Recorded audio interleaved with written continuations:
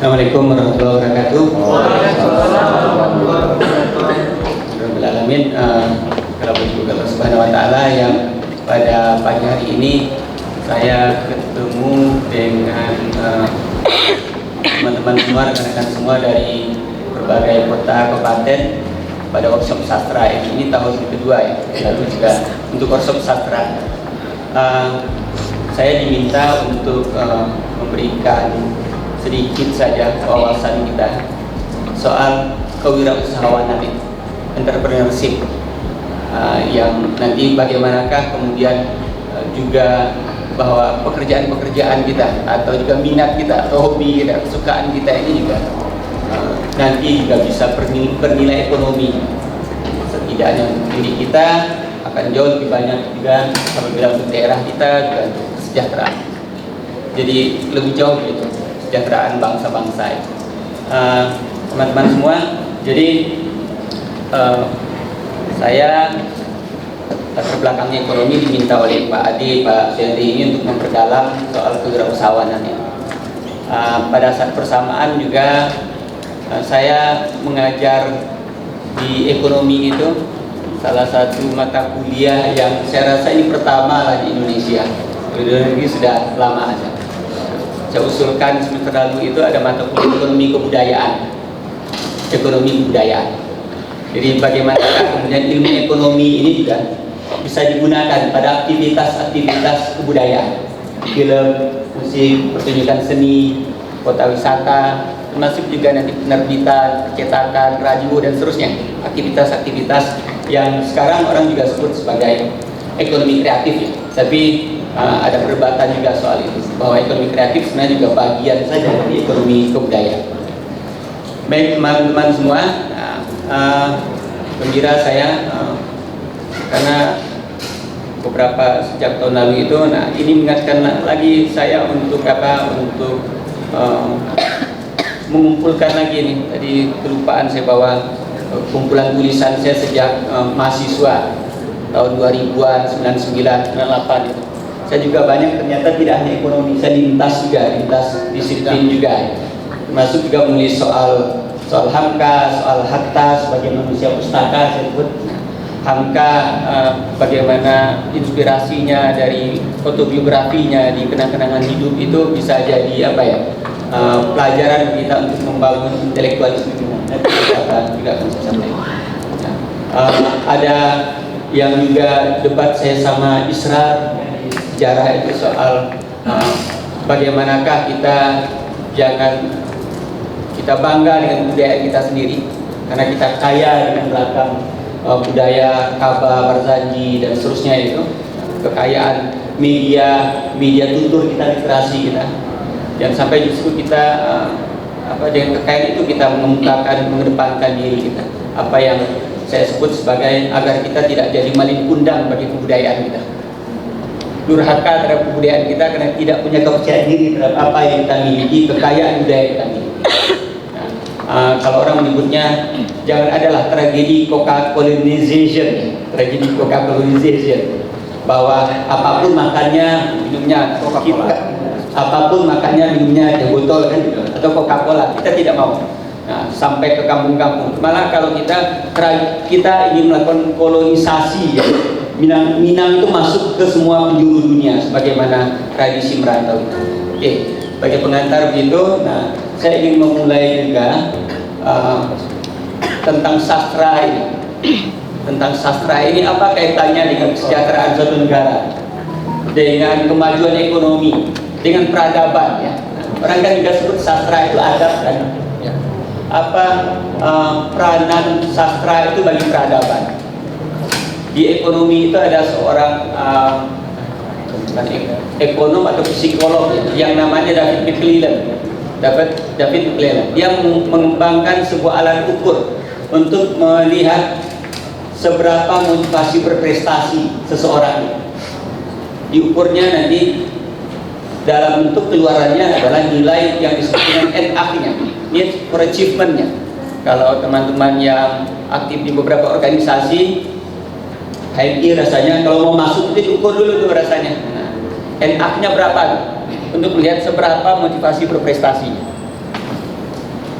Nah, menariknya adalah bahwa secara umum kemudian McLaren menyatakan bahwa negara atau penduduk yang penduduk atau warga negaranya itu tinggi, maka negara itu juga akan jadi negara maju. Lalu yang menyusuri lagi lebih jauh, bagaimana cara-cara untuk membentuk motivasi berprestasi yang tinggi sebagai sumber kemajuan suatu negara. Dia berkolaborasi dengan salah seorang penulis cerita juga. Nah, sampai mereka kemudian mengkaji seberapa ini dibentuk oleh dongengan sebelum tidur. Kemudian juga meneliti nanti apa nilai-nilai motivasi yang terkandung dalam dongengan, cerita, ya, cerpen atau apapun yang serupa dengan itu. Ditelitinya. Kemudian bagaimana hidup di tengah-tengah masyarakat. Dan dia temukan bahwa semakin banyak novel, semakin banyak cerpen yang kemudian dibacakan oleh orang tua kepada anaknya sebelum tidur, yang menanamkan nilai-nilai luhur, kejujuran, keberanian, kerja keras kan gitu ya, kesungguhan kan gitu, kedisiplinan, penghormatan kepada orang tua, maka dari individu yang sering dibacakan dongeng itu akan tinggi. Bahwa novel, cerita, dongengan itu adalah proses internalisasi nilai melalui bacaan, melalui tutur kata oleh orang tua. Kita bercerita juga, mendongeng juga ya, berkisah juga, mautah juga kan. Itu adalah internalisasi nilai dari nilai-nilai luhur pada generasi yang terus turun-temurun, dan itu akan membentuk motivasi berprestasi masyarakatnya dan akan menyumbang bagi kemajuan sebuah bangsa. Ceritanya begitu, kaitan dengan dengan bahwa cerita, dongeng, kemudian juga tutur kata masyarakat itu akan berpengaruh. Jadi saya berpikir juga nih, kalau dongeng-dongeng Syahriar Said itu kan bagus-bagus tuh, kesungguhan yang manjat gunung, derela dan seterusnya kan. Kalau kita kan ada juga dongeng kita tangkuban perahu kan, menimbundang itu kan, nilai-nilai itu juga penting. Nah, ini juga menjadi motivasi tugas mulia kita selaku cerpeniska nanti, kemudian juga noveliska ya, puisika, kemudian juga menanamkan nilai-nilai itu kepada pendengar kita, kepada khalayak pembaca kita ya, pada pendengar kita juga, melalui kerja-kerja sastra yang kita lakukan. Dan saat kita berada di Sumatera Barat ini, maka kita tidak bisa lupakan kekayaan kita sejak dahulu kala. Kekayaan kita, sumbangan kita bagi tidak hanya bagi sastra Melayu dan juga sastra Indonesia, sastra dunia juga, sastra Melayu, sastra dunia. Nah, bahwa kita punya tradisi yang panjang soal literasi, mulai dari Bakaba yang kemudian dituliskan, Mauta di Lapopopi ya, kemudian juga bercerita, mendongeng dan seterusnya, dan diikuti oleh banyak orang. Karena apa? Karena kehalusan bahasa kita. Bahasa kan cerminan dari akal budi budaya, daya rasa kita, dari kecermatan kita terhadap kondisi masyarakat kita, juga kebiasaan lingkungan kita yang mempengaruhi kemudian tutur bahasa, tutur kata ya, kemudian juga lisan dari para penulis kita. Itu yang kemudian muncul bahwa para sastra pujangga saya kurang lupa, pujangga lama, pujangga baru itu dihiasi atau juga dipenuhi syarat dengan para penulis dari Sumatera Barat. Mara Rusli, Abdul Muiz, Sultan Iskandar, An-Nafis, Hamka, banyak sekali. Adi Nuguru dan seterusnya kalau dalam bidang ilmiah atau dalam bidang jurnalistik. Nah, sebelumnya ada banyak kabar, beberapa saya cuplik tuh. Ada kabar dia, ada kapasiti Samsiah, macam-macam kan. Kemudian juga kaitan kepenulisan ini. Jadi kita tidak bisa pisahkan, sekali lagi. Literasi itu tadi saya cerita sama Pak Suendri bahwa dia ada proses yang tidak bisa dipisahkan antara mencermati keadaan, kemudian mendengar, membaca, kemudian menceritakan lagi, menuliskan lagi, begitu terus. Itulah budaya budaya sastra kita, budaya literasi kita, masyarakat informasi di mana kita saat ini tumbuh dan berkembang. Ya. Nah, baik, singkat saja. Nah, sekarang diminta kita bagaimana kemudian agar proses-proses ini juga memiliki dampak ekonomi juga, manfaat ekonomi bagi lingkungan kita, bagi masyarakat kita.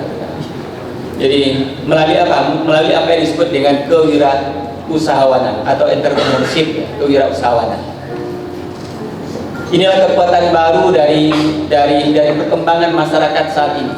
Kalau dulu orang menyatakan bahwa suatu masyarakat, suatu daerah, suatu bangsa, kuat ya kaum itu akan dihormati kalau bersumber dari sumber daya alamnya, tanahnya, dari tanahnya.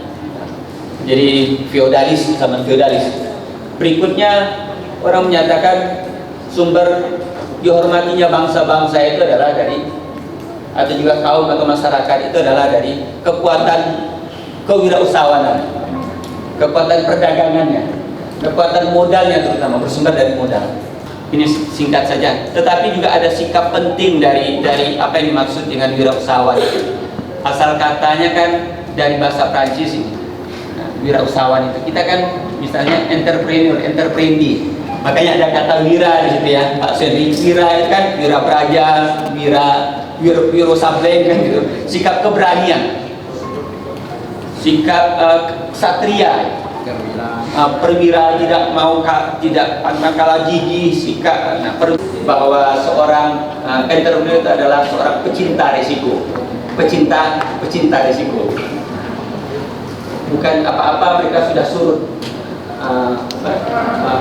Sudah kalah sebelum maju medan perang, kalah sebelum bertempur ya, kalah sebelum bertempur, dan maju dulu dari keyakinannya, tawarkan sesuatu yang baru. Nah, kalau soal kalah sebagainya nanti upaya untuk melakukan evaluasi. Oh, sepertinya kurang diminati yang ini, mesti ada pembaruan sebagainya, atau tetap yakin dengan itu bisa saja kan, atau cari, bisa jadi pindah segmennya kita. Atau ada segmen tertentu atau masyarakat tertentu yang cocok dengan novel, cerpen, atau juga puisi kita, atau media kita, atau cara kita menyampaikan.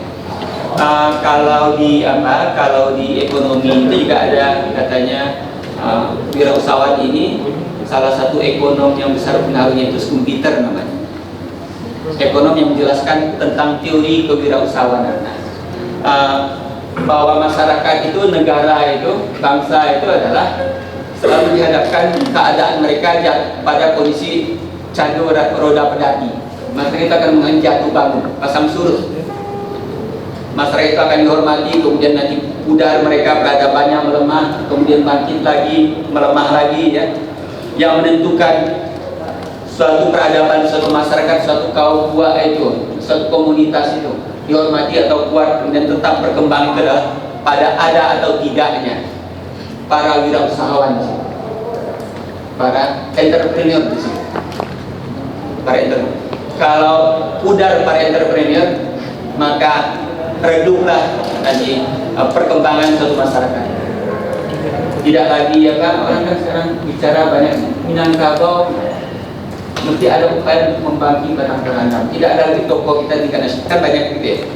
Oke, tingkat nasional secara politik tidak, tapi kan secara sastra, secara jurnalistik, kemudian juga secara ekonomi tetap banyak kan. Jadi kunci dari kemajuan suatu bangsa tetap bertahan, masyarakat tetap bertahan itu adalah pada ada atau tidaknya kewirausahawanan. Bahkan dalam aturan Bank Dunia itu adalah kalau suatu negara itu kalau ingin maju maka minimal mesti ada 4%, bahkan 5% wirausahawan dari total jumlah penduduknya, Nah, menariknya sekarang banyak studi di tingkat milenial dan Gen Z di ASEAN gitu, dan juga di Asia mulai banyak meminati jadi youtuber kan, kemudian juga jadi jadi konten kreator dan seterusnya, banyak meminati. Dan Indonesia termasuk yang pertumbuhannya jauh lebih cepat dibandingkan negara-negara ASEAN yang meminati untuk jadi. Nah, itu optimisme kita terhadap pekerjaan-pekerjaan atau usaha-usaha kewirausahaan kreatif kita di masa yang akan datang, dari generasi milenial ya, dari generasi Z ini yang meminati kerja-kerja kreatif itu kewirausahaan. Nah, sepertinya yang ini Pak saya menambahkan. Nah, apa yang dimaksud siapa wirausahawan itu? Menurut komputer ya, adalah para inovator. Apa itu inovator? Bahasa kita adalah sesuatu yang baru. Bahasa sederhana adalah mereka melakukan inovasi, perubahan bentuk menjadi sesuatu yang baru. Apa saja bentuk inovasi itu? Nanti kaitannya juga dengan kita di sini. Boleh kalau kami di ekonomi, ia menemukan bahan baku baru. Misalnya ternyata bikin pakaian, itu mungkin nanti di ekonomi saya agak susah cari di sastra. Mungkin di ekonomi dulu kalau bikin pakaian mesti dari kapas ya, seperti yang lain. Tapi ada orang menyatakan bahan baku baru itu dari eceng gondok, ya kan? Atau dari serat nenas, itu juga disebut inovasi. Kalau menemukan bahan baku baru, kita dulu pada zaman dulu orang menulisnya di batu, di dinding gua, tapi kemudian ketemu lontar, ketemu kertas dan seterusnya. Itu adalah bahan baku baru untuk menulis. Nah, untuk kita menulis, itu inovasi. Kemudian yang kedua adalah ada cara baru yang kita perkenalkan.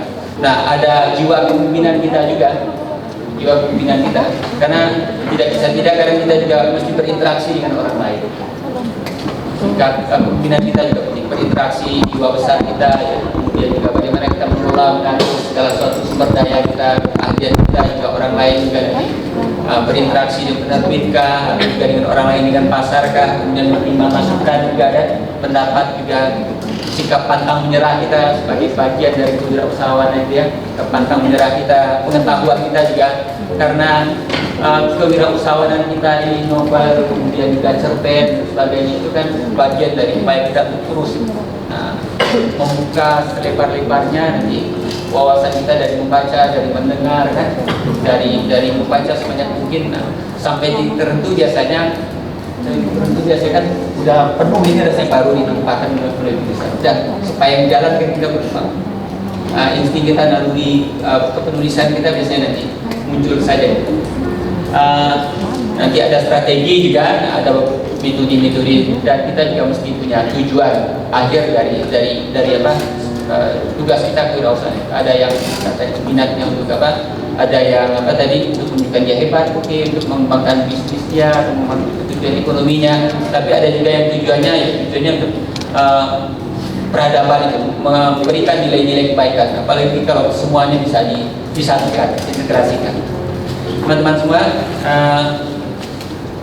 ya tadi.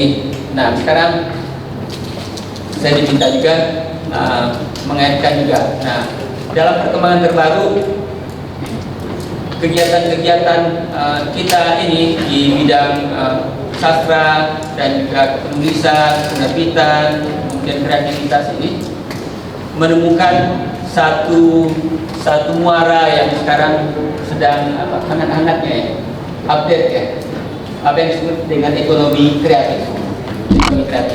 Saya diminta menyampaikan tadi.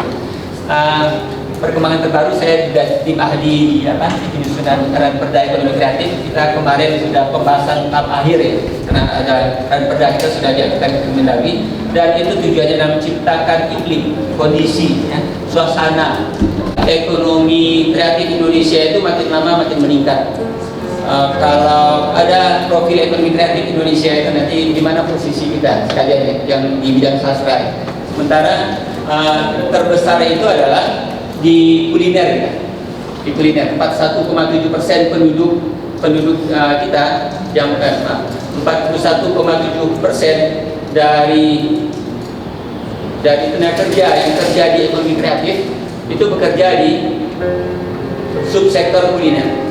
Kemudian diikuti 15,7% di kria, 18,2% itu di fashion. Kalau soal tenaga kerja, kuliner itu menyerap 18,17 juta tenaga kerja. Jadi kuliner termasuk bagian dari ekonomi kreatif. Nanti di mana kepenulisan, penerbitan, sastra ini yang ada. Kemudian satu dari 5 pekerja usia 20 sampai 24 tahun, satu dari 5 pekerja tenaga kerja usia 20 sampai 24 tahun itu bekerja di sektor ekonomi kreatif. Bekerja di ekonomi kreatif, apakah dari content creator ya, kemudian televisi, radio dan seterusnya. Nanti ada 17 subsektor ekonomi kreatif. 14% sekarang total angkatan kerja Indonesia itu bekerja di sektor ekonomi kreatif. Beberapa datanya. Nah, memang salah satu tantangan kita memang di sini ada beberapa tantangan yang didapatkan. 92,4% pelaku pekerja ekonomi kreatif kita. Kalau pekerja nanti Pak Edi sama Pak Adil ini di bisnis. Pelaku ekonomi kreatif kita 92,4% masih pakai modal sendiri. Tapi sejalan itu kalau apa? Kalau inovator itu kalau kata Skumbeter dia tidak punya dana, tapi punya ide. Idenya itulah yang kemudian digunakan, dihargai, kemudian juga potensial untuk dikembangkan, diinvestasikan oleh para pengusaha, oleh pemilik modal. Itu bedanya antara wirausahawan itu dengan pebisnis. Pebisnis hanya punya dana tapi tidak punya ide. Wirausahawan dia punya ide yang paling utama. 2,4% pinjaman bank, 0,7% itu modal ventura, 96 tidak kepada usaha. Nah, beberapa dukungan untuk pengembangan ekonomi kreatif juga dilakukan oleh pemerintah Indonesia, oleh pemerintah provinsi juga ya, melalui berbagai bentuk kegiatan dukungan kepada seniman, budayawan. Nah, ekonomi kreatif mengapa menjadi perhatian termasuk di bidang penulisan, penerbitan, percetakan TV, radio dan seterusnya ya. Desain komunikasi visual, macam-macam, dan juga sektor kriya juga. Ini berkaitan dengan tadi. Pertama, dia dalam citra dan identitas bangsa. Banyak kritik orang tuh, mohon maaf, orang dari berbagai daerah itu atau berbagai negara itu ingin ke Indonesia itu ingin melihat apa? Ingin melihat musik saluang kita, ingin melihat sile kita, tapi melihat musik tradisional kita. Nah, itu yang mereka merasakan pengalaman, misalnya ke persawahan yang hijau, mengetahui bahwa ada pohon-pohon atau juga buah-buahan atau juga kekayaan seni budaya kita produktif. Jadi warisan dan nilai-nilai lokal. Jadi membangun ekonomi kreatif adalah meneguhkan citra dan identitas kita sebagai sebuah bangsa dan juga masyarakat ya, kaum suku. Kontribusi ekonominya besar ya, nanti kalau pria ekspornya bikin makanan ya, kemudian juga tenunan kita.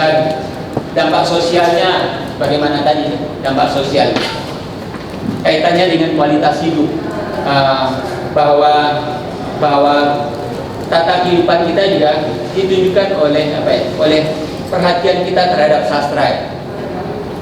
Tutur bahasa kita itu kan dipengaruhi oleh sastra yang hidup, berkembang, tutur kata, bahasa, cetak dan seterusnya, TV ya, radio dan seterusnya. Apa yang kita dengar juga, kalau sekarang dari gawai kita kan, apa yang kita dengar itu akan mempengaruhi.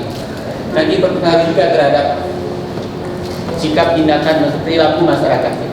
Dampak sosial dari soal ada kesenangan dan istiadat, toleransi sosial kita, kualitas hidup kita. Nah, inovasi dan kreativitas, kemudian juga ini adalah apa bedanya juga dalam ekonomi. Berbeda halnya dengan sumber daya alam tanah, minyak. Kalau kita andalkan sebagai sumber kekuatan ekonomi suatu negara, dia bisa habis, tidak bisa ditambah habis wilayah kecuali menjajah negara lain. Tetapi pikiran, gagasan tidak pernah akan habis. Dia adalah sumber daya atau kekuatan ekonomi, sumber daya ekonomi yang tidak akan pernah habis dan selalu bisa terbarukan. Beda dengan uang, bisa habis, terbatas juga, susah juga. Tapi ini gagasan adalah sumber daya terbarukan yang tidak terbatas cadangannya kan, cadangan ini gagasan kita. Sekilas saja nih bagaimana kita sebutkan, maka tugas kita juga di ekonomi kreatif ini melalui kewirausahawanan itu adalah kita memiliki nanti dengan mengoptimalkan peran kita tadi, menjalankan minat kita, juga hobi kita, itu juga menjadi pekerjaan kita. Kita menciptakan nilai tambah yang berbasis ide, kita ekonomi kreatif, yang lahir dari kreativitas. Jadi ada ide, ada kreativitas, kemudian juga lahir dari siapa? Dari manusia-manusia kreatif. Ide, kreativitas, dan manusia-manusia kreatif. Sumber daya manusia yang kreatif pula, berbasis kepada pengetahuan, ya, kepada warisan budaya. Warisan budaya. Nah, itu juga poin yang penting bagi kami. Apa yang kita sebut dengan ekonomi kreatif itu juga mesti berbasis kepada budaya ketika menyusun perda provinsi itu untuk pengembangan ekonomi kreatif. Yang kita akui, yang kita dorong itulah yang berbasis kepada budaya lokal kan. Rendangnya, kemudian juga nanti seninya, kemudian juga kisahnya, kabarnya, dan kemudian kita tuliskan. Baik, tadi sudah saya sampaikan, ini juga Kabupaten Ekonomi Baru ya. Nanti ada butuh orang-orang kreatif, kita butuh sumber daya, butuh industri, butuh pembiayaan, memang butuh pemasaran juga. Ini yang pembiayaan juga nanti beberapa juga sebenarnya bisa kita kolaborasikan. Di samping juga ada teknologi dan infrastruktur yang memadai bagi tumbuh kembangnya iklim, suasana atau juga lingkungan bagi tumbuhnya kreativitas. Tiga besar subsektor ekonomi kreatif di Sumatera Barat itu musik, malah agak mengejutkan juga nih. Musik, anggapan kita mula-mula adalah kuliner kan. Nah, ternyata musik di Sumatera Barat. Pertanyaan banyak orang adalah sejauh mana kita nanti menulis cerpen, puisi, kemudian juga novel misalnya, kemudian kita cetak. Tantangannya adalah seberapa eksistensi, kemampuan kita, seberapa orang meminati lagi, sebagaimana yang tadi kan. Sementara sekarang semuanya orang sudah mulai apa ya? Mulai malas baca buku fisik kan. Bagaimana tantangan kita? Orang lebih enak baca di gawai kan. Gimana baca di api, di apa? Gimana baca di Apakah kita akan menganggap gawai itu sebagai lawan atau kawan? Friend or foe gitu ya. Teman, kawan atau lawan? Menurut saya jauh lebih baik bagi kita untuk menjadikannya sebagai lawan. Kawan. Menjadikan sebagai kawan. Memanfaatkan itu. Memanfaatkan secara kreatif tadi. Ya, tadi beberapa kan sudah kita lihat. Yang suka puisi, nanti yang di samping ini bisa juga kan dijual di Playbook Google Play Store kan bisa juga dalam bentuk. Kalau saya nggak punya karya sastra, ini yang mau saya terbitkan, masih cari-cari penerbit kumpulan tulisan saya itu, masih cari-cari, kemudian juga editing beberapa. Karena kan masih clipping koran, masih saya ngetik pakai mesin tik. Rupanya sekarang bisa tuh kan, ternyata bisa tuh pakai apa? Pakai HP saja kan, udah jadi apa? Tidak perlu diketik ulang. Dulu sebelumnya sudah pernah maksudnya saya minta tolong ketik ulang. Karena dulu pakai komputer, potongan korannya udah hilang kan, karena dulu pakai mesin tik. Lama, ternyata sekarang ada peluang dengan adanya teknologi, cukup dijadikan scan aja ya, dan berubah jadi teks dia jadi bisa. Walaupun masih ada beberapa titik, kemudian juga kata-kata yang salah dia baca kan. Nah, editingnya begitu nanti. Nah, tadi juga sudah saya nyatakan bahwa kerja-kerja kita akan jauh lebih baik, akan lebih besar manfaatnya bagi pengembangan ekonomi kreatif kalau kita melakukan bauran kegiatan. Cetak buku ini, kita tidak hanya sekedar nulis novel kan, tapi kita juga melibatkan desainer kan, ya, untuk layout perwajahan kan. Nah, butuh orang bikin cover kan, bikin cover dan seterusnya. Nanti percetakan, nanti butuh juga nanti di antara kita saling kolaborasi juga. Gimana caranya teman-teman yang pegiat sosial media kan tahu tuh, gimana dia jadi teratas di mesin pencarian sehingga banyak diminati kan gitu ya. Bagaimana cara menyajikan yang cara menyajikan yang juga nanti diminati banyak orang ya, gampang orang nyari dan sebagainya. Apa yang kita bisa jadi apa yang kita tulis itu bukan tidak diminati, tapi cara kita menjualnya ya. cara kita menyajikannya yang kurang pas, atau tempatnya, atau waktunya kan, atau media yang kita gunakan. Nanti kan kita bisa lihat mana yang paling efektif dari berbagai metode. Kalau saya kan baru main TikTok juga tuh, sebelumnya IG, sebelumnya nggak mau saya, tapi kan untuk coba-coba uji-uji aja tuh. Sepertinya memang kelihatannya lebih cepat TikTok ya. Nah, lebih cepat TikTok tuh. Bisa ribuan dalam 3-4 seminggu, tapi kalau banyak ratusan, puluhan saja kalau di IG gitu kan. Nah, kelihatannya kalau di FB nggak bagus tuh, kalau video-video orang malas biasanya. Nah, beda-beda segmennya tuh. Beda-beda segmen kita memahami pemahaman terhadap penggunaan media kita, cara menyajikan, kemudian juga waktunya juga penting kita perhatikan. Dan yang juga kebahagiaan kita juga, kegembiraan tadi ini difasilitasi oleh Dinas Kebudayaan melalui workshop ini adalah kita mesti untuk itu, karena baurannya kita mesti kolaborasi, mesti dalam bentuk komunitas, karena sumber daya kekuatan kita, modal utama kita adalah modal otak kita melalui ekonomi kreatif, penulisan novel ya, kemudian juga cerpen atau juga yang lain, puisi dan kerja-kerja sastra lain. Kekuatan utama kita adalah di pikiran kita. Itu harus terus kita asah, kemudian juga kita berikan masukan yang banyak ya, inputnya makin banyak, nanti akan banyak juga nanti produktivitas kita, karya-karya kita juga akan semakin banyak, keluarnya juga banyak, inputnya banyak, outputnya keluarnya juga banyak. Keempat yang menjadi pikiran saya adalah ya ini tantangan bagi kita, peluang bagi kita adalah sastrawan budayawan ini akan semakin baik lingkungannya dan juga besar manfaatnya kalau kita juga tidak hanya kita sendiri sastrawan budayawan. Jangan mau jadi golongan minoritas terus. Jadi orang menganggap membaca puisi, kemudian juga novelis itu kerjaan ya tidak menghasilkan ya, aneh dan sebagainya. Padahal banyak kan, Adi bisa hidup dari menulis ya, kemudian Rekirata bisa banyak juga. Nanti Bang Denny juga kan, mereka berpadu dengan film kan, Inaskah juga, nanti dipadukan juga dengan yang lain.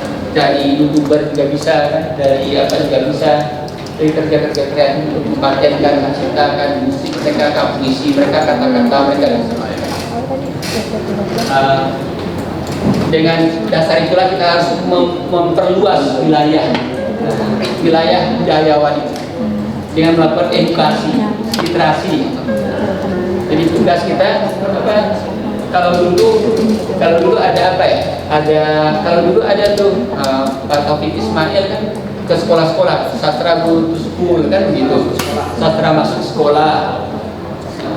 Udah nanti bawa sastrawan. Kita pun juga ada beberapa, kalau di Tempo ada buka kelas literasi, komunitas literasi aja tuh, buka perpustakaan, latih anak-anak berpuisi, latih anak-anak untuk melukis dan sebagainya. Nah sekarang juga ditawarkan dan banyak menarik juga bagi banyak orang bahwa sastra ini dan segala bentuk kreatif itu juga adalah bagian dari terapi. Anak-anak hiperaktif, anak-anak autis itu. Sekarang salah satu cara mereka terapi mereka adalah melukis. Ada yang dengan menulis kan, ada yang melukis, ada yang menulis dan sebagainya. Nobel ekonomi itu itu ada seorang schizophrenia. Nah, dari situ ditolak terus tuh oleh editor jurnal, penerbit tuh. Jurnalnya yang cuma 12 halaman kecil, sedikit, nggak punya syarat, tapi dia yakin dengan apa tadi dapat Nobel ekonomi, walaupun konteksnya adalah ilmiah di sastra. Apalagi kita juga punya sikap. Nah, edukasi ini juga penting bagi kita, baik ke sekolah ataupun juga malah bikin komunitas-komunitas. Saya ngikutin itu. Pak Ade juga, nanti ada lini buku juga. Komitmen saya kan juga gitu, kalau bisa saya memang niat untuk tulisan sistem mahasiswa itu oleh penerbit lokal juga kan, oleh penerbit lokal kan. Sehingga juga tumbuh lagi, diskusi kita juga tumbuh dari situ. Nah kali ini rasanya sederhana, kalau dari penulisan ada banyak peluang. Kita bisa nulis lepas cerita bersambung, kalau cerita berkecebung ya. Nah, saya masih diminati juga. Bisa jadi wartawan untuk majalah korporat. Malah orang yang suka gaya bercerita. Kalau saya Pak Adi sebagai dosen itu sastrawan yang saya suka itu Putu Ijoyo. Saya sukanya Putu Ijoyo. Kan dia cara, iya, yang apa itu, yang buat. Karena dia cara bercerita, dia seperti bercerita aja loh. Kan tidak pakai bahasa indah, dia seperti bercerita aja, cerpen-cerpennya. Nah, kita bisa menerbitkan buku ya, baik penerbit, bisa ini, bisa sponsorship, bisa tadi publikasi di Play Store, bisa naskah film pendek atau seri atau untuk kanal YouTube, TikTok, yang lain. Bisa nulis biografi, bisa buat blog juga, kita bisa buat blog ya. Nanti rating juga. Perusahaan periklanan juga ya, kolaborasi tadi dengan banyak pekerja kreatif lainnya. Nggak mesti kita satu aja, kita bisa dengan resio, dengan seni lukis, gambar, nah, kita juga bisa melakukan kelas nulis daring. Bisa jadi kan saya banyak ditawarin kelas nulis daring, kelas nulis cerpen, bikin antologi cerpen, bikin antologi kisah ya, kan banyak punya juga ya. Assalamualaikum warahmatullahi wabarakatuh.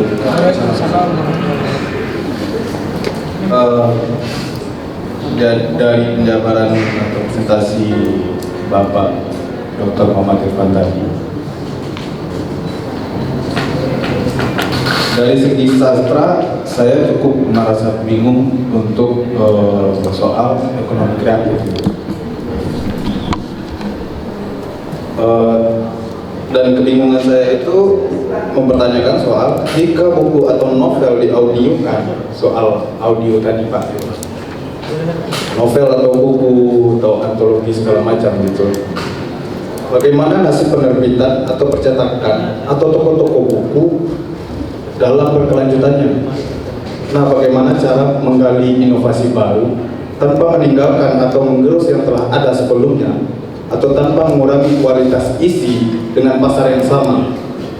Di satu sisi, jika hal itu direalisasikan secara kreatif, apakah budaya membaca juga akan minim karena lebih memilih mendengar daripada membaca?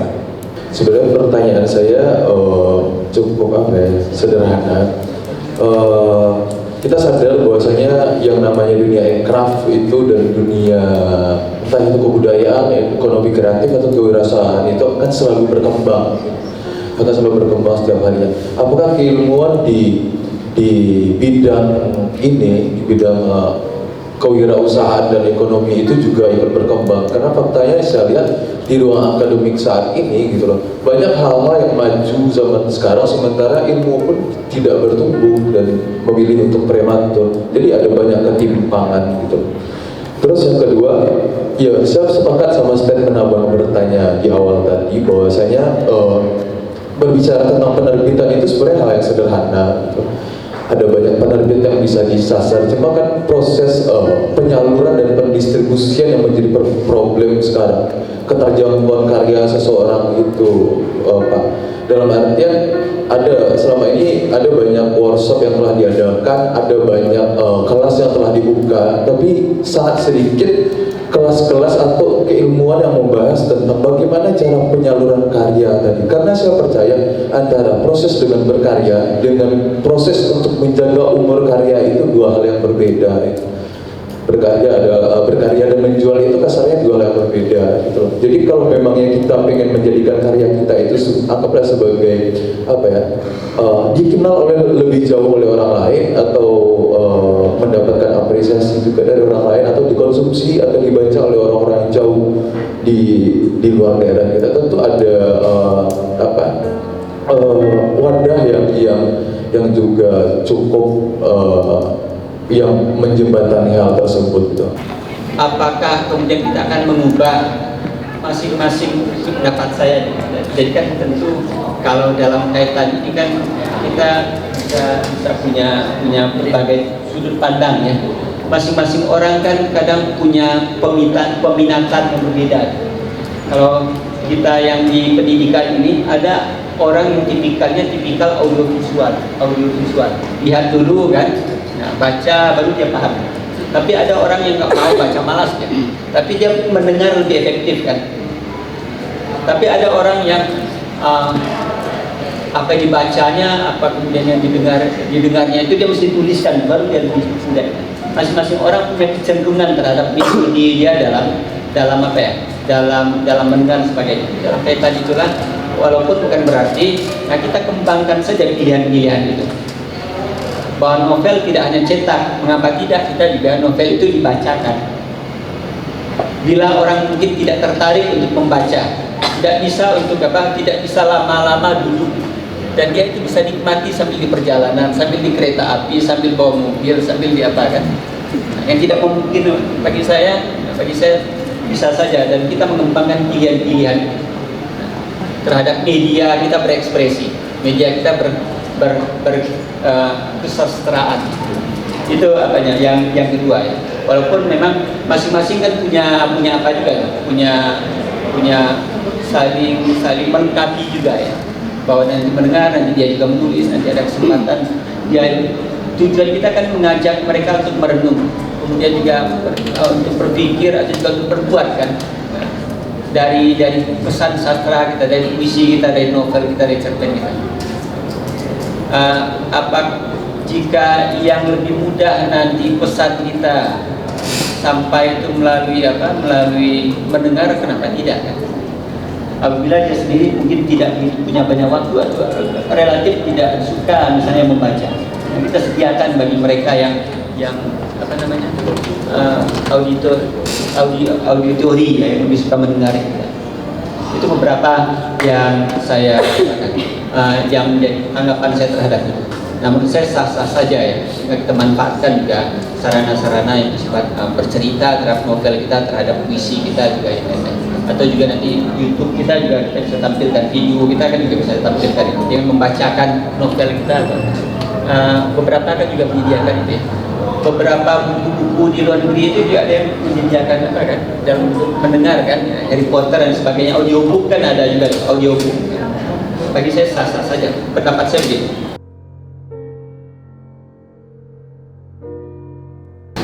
Bismillahirrahmanirrahim. Assalamualaikum warahmatullahi wabarakatuh. Waalaikumsalam warahmatullahi wabarakatuh.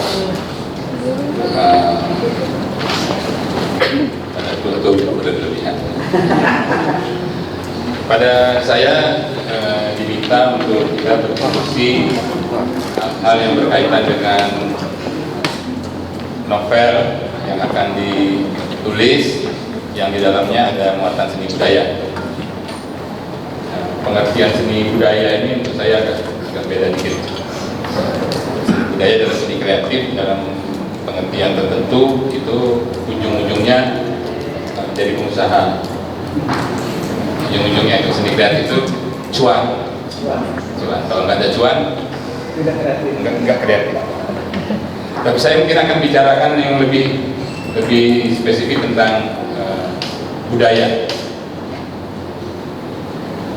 Tidak kebudayaan, budaya, tapi tidak budaya yang untuk jadi entrepreneurship itu.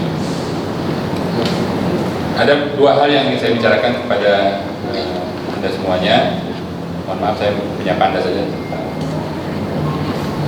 Kalau ada daftar namanya, saya bisa pakai satu-satu. Di waktu kita cuma 2 jam, jadi saya mulai saja. Ada dua hal yang saya bicarakan. Yang pertama tentang orientasi nilai budaya, itu agak spesifik. Yang kedua itu soal simulakrum, simulakra, dan imperialitas. Itu ada kaitannya dengan kehidupan sekarang yang basicnya itu digital, sosmed. Ini sekedar pemantik untuk para sudah benar novel atau calon penulis novel? Calon. Sudah ada yang menulis. Tadi Pak Susendi mengatakan bahwa saya tetap konsisten apapun yang sudah dilakukan oleh sastrawan itu. Kalau belum tulis novel, tentu saya belum sastrawan. Walaupun sudah 100 buku kumpulan cerpennya, tapi kalau belum ada novel, belum sastrawan dalam pandangan saya. Novel itu yang paling lengkap, dan komit dari penulisnya untuk menyampaikan sesuatu dalam bentuk tulisan fiksi.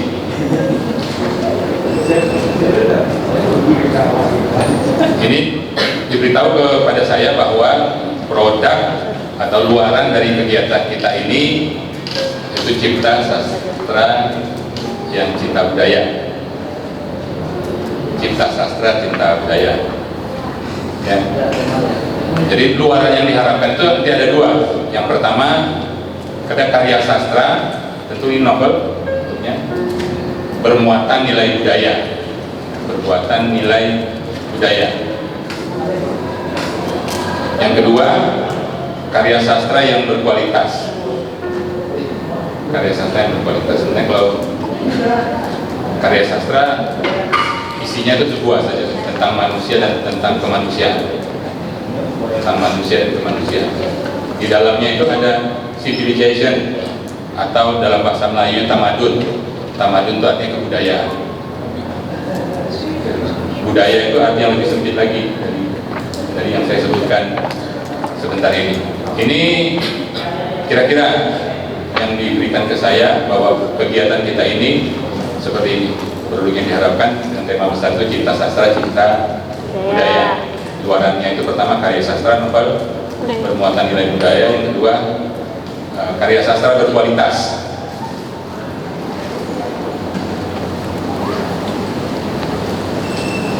Ini kita ada di sini. Kita ada di sini. Ini pengarang, tapi saya memakai kata autor. Kalau pengarang nanti hasilnya karangan. Kalau karangan nanti kalau mengarang-arang itu beda dengan mengarang. Nah, mengarang-arang itu ngada-ngada. Mengarang-arang, tapi karangan juga bisa dalam bentuk yang lain. Karangan bunga, nah itu. Karangan juga, merangkai juga itu. Bunga itu bersera-sera awalnya dirangkai, namanya merangkai. Rangkaian bunga itu kerja merangkai. Tapi kalau autor, authority itu artinya kekuasaan penuh. Kalau kita membaca fiksi lama, misalnya hikayat, kabar, itu para pengarangnya di awal sudah mengatakan hamba daim yang hina, jauh dari kata sempurna, menyampaikan hal-hal yang dina, ampun kepada penguasa alam semesta. Gak berani mengatakan. Kalaupun ada nanti di bagian kolofon, kalau naskah lama itu kalau ada keterangan itu namanya alofon, kalau di bagian belakang namanya kolofon, itu nggak berani menyebutkan dia sebagai pengarang, nggak berani. Mengapa? Kalau sempat dia mematikan, menghidupkan orang di dalam itu bukanlah hak otonom manusia, itu hak otonom Tuhan. Tapi pengarang kan bebas. Orang nggak pacaran dipacarankannya, orang nggak menikah dinikahkannya, orang nggak mati dimatikannya, orang yang nggak ada dihidupkannya. Itu untuk pengarang lama nggak berani. Kalau kita baca hikayat itu nggak berani. Nah, jadi saya memakai kata autor. Dan tradisi yang akan Anda kerjakan semuanya itu tradisi penulisan sastra Barat. Novel ini kan Barat ya. Kalau kita ya kabar. Nah, kalau di dalam yang Melayu itu hikayat. Apakah beda? Beda. Novel beda dengan yang kita masukkan. Siapa yang bisa jadi pengarang? Itu siapa saja. Tetapi orang itu paling tidak memiliki hal-hal tertentu di dalam dirinya.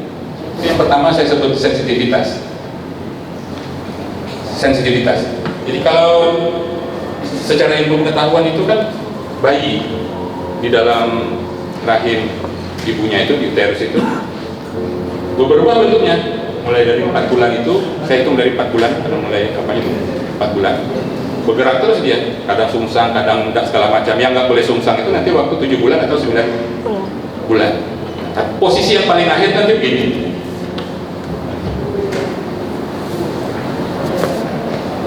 Ini menutup tenggorokan, ini menutup kerongkongan. Gitu. Kalau seseorang memiliki sensitivitas tertentu, proses manusia di dalam kandungan ibunya itu, dia akan berpikir mengapa begitu.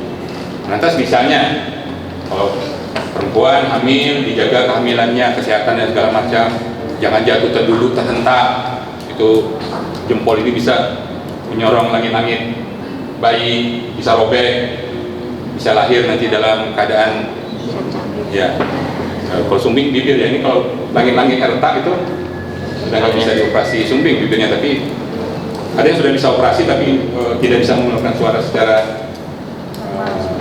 baik, secara artikulasi normal. Nah, itu karena langit-langitnya ada masalah. Maaf, ada yang bukan Islam?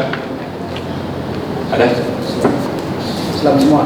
Oh, Islam semua. Kalau ada Yahudi atau Nasrani, Katolik atau Protestan, saya juga bisa menjelaskan nanti dari Torah atau Mazmur, nggak ada masalah. Saya bisa mengambil dari Genesis. Tapi kalau tidak ada, saya bicara dari Islamnya.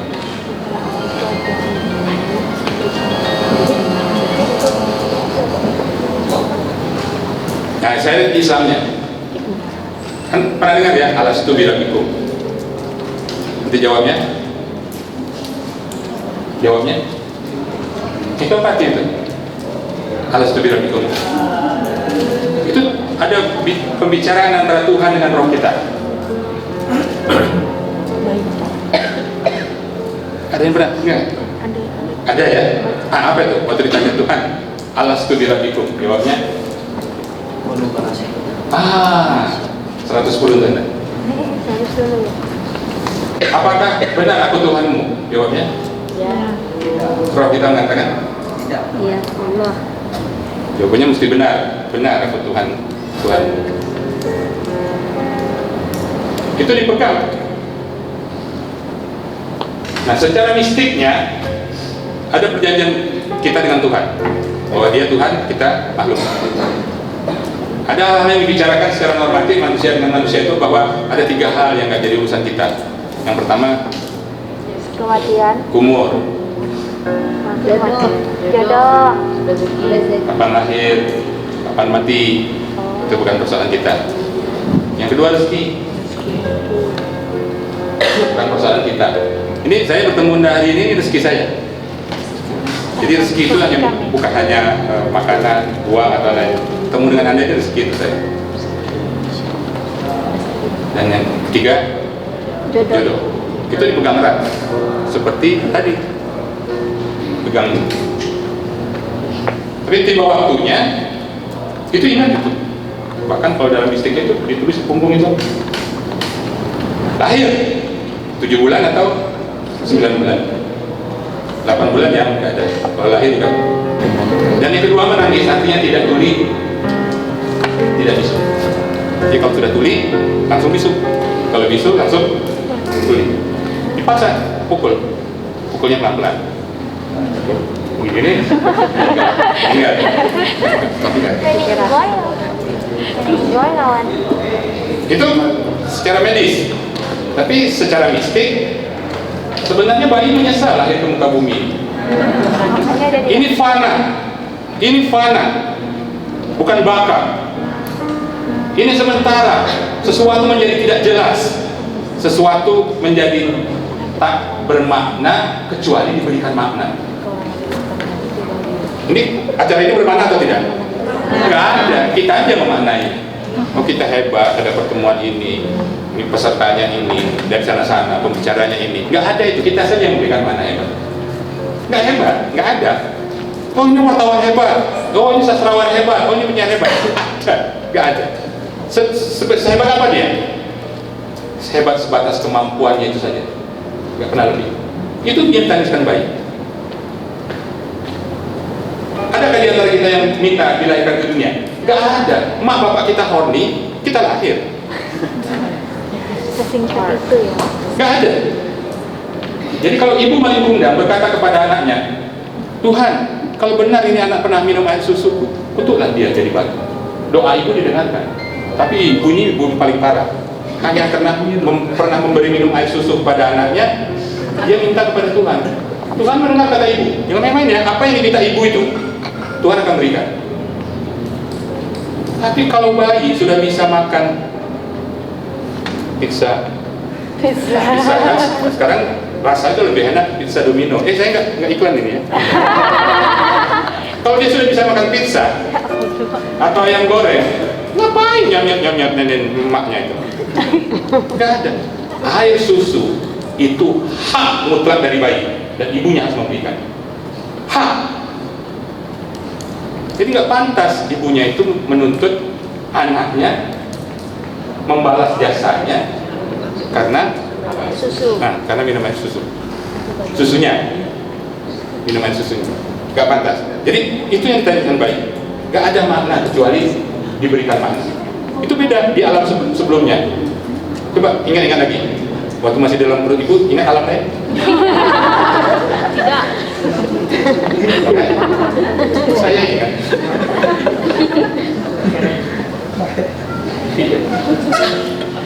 Itu salah satu contoh sensitivitas.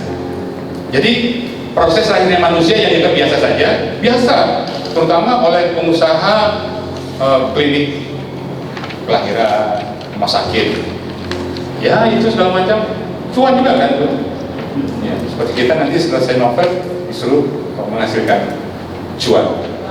Kalau nggak ada cuan, Nah, happy. ya bukan, Anda tidak entrepreneur. Jadi Anda harus jadi sastrawan, pengarang yang entrepreneur. Itu sensitivitas, contoh sederhana saja. Kalau Anda tanya, mengapa pendurhakaan wali kundang dan ibunya terjadi? Memang harus terjadi. Tapi sebabnya ada. Saya beri logikanya. Ada nggak di antara Anda yang nggak pernah ketemu teman yang tamat SD sampai sekarang nggak pernah ketemu? Ada. Dan kalau sekarang ketemu dengan teman itu, apakah Anda langsung bisa kenal? Enggak ya, lama-lama tiba ingat ya. Itu dalam cerita rakyat sesungguhnya itu umur 6 bulan, umur 6 tahun. Itu Malin Kundang sudah merantau. Dititipkan ibunya kepada saudagar yang kapalnya sandar di pantai Air Manis untuk mengambil air bersih. Air manis ya. Kan nama daerah kita tuh Air Manis. Itu di tepi pantai 10 meternya dari pantai dibikin sumur, airnya sudah manis, sudah bisa diminum. Ada saudara kembarnya, itu air tawar. Sama. 5 meter saja dari tepi pantai itu dibikin sumur, itu langsung bisa diminum. Namanya air tawar. Mengapa orang dulu menamakan daerah itu air tawar? Mengapa ini air manis? Saya nggak tahu mana yang duluan, air manis atau air tawar. Karena sudah ada air tawar, maka namanya air manis.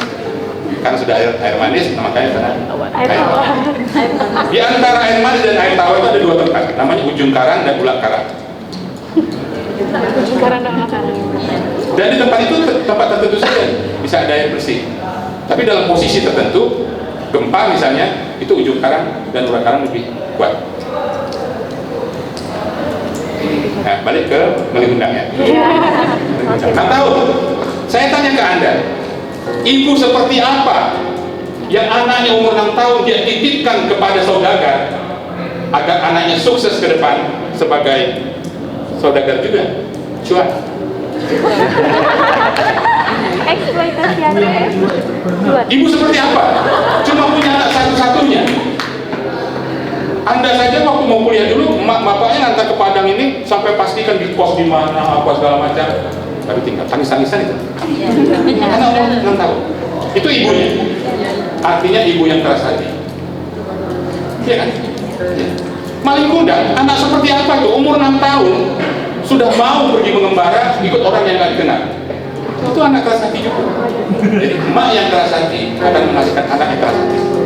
Pendurhakaan itu terjadi karena keduanya keras hati.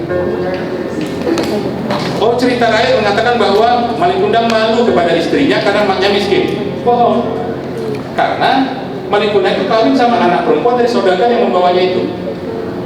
Malin Kundang itu bekerja keras. Seperti Khairul Tanjung, seperti Dahlan Iskan. Iya, kerja keras. Mereka orang biasa.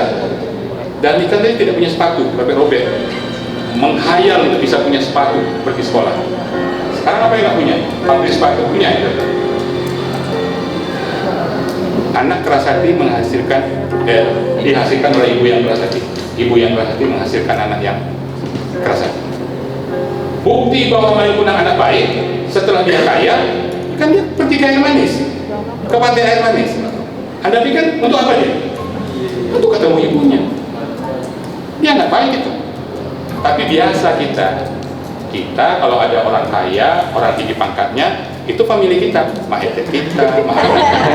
Jadi tanya mak adang gimana? Pokoknya mak adang lah, mak adangnya sama mak adang itu mak adang ini.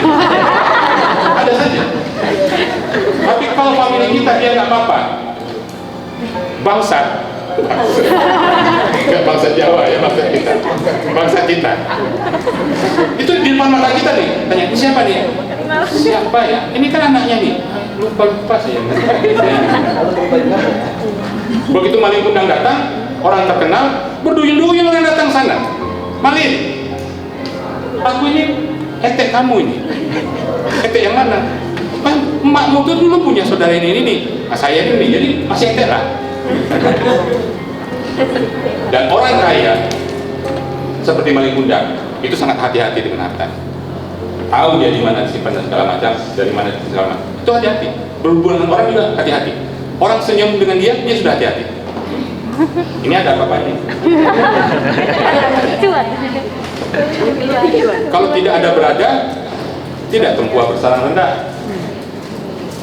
Senyum saja, mengedipkan mata saja, menggoyangkan jari saja, itu menjadi perhatian penuh Malin Kundang. Banyak orang berganti-ganti. Itu tentang orang yang datang ke kapal Malin Kundang. Saya pindahkan lokasi latar di rumah Mak Malin Kundang. Mak Malin Kundang mak yang keras hati. Pantang dia datang ke kapal Malin Kundang. Anakku datang untuk menemuiku, akan kutunggu di rumah. Datang dia, sungkem.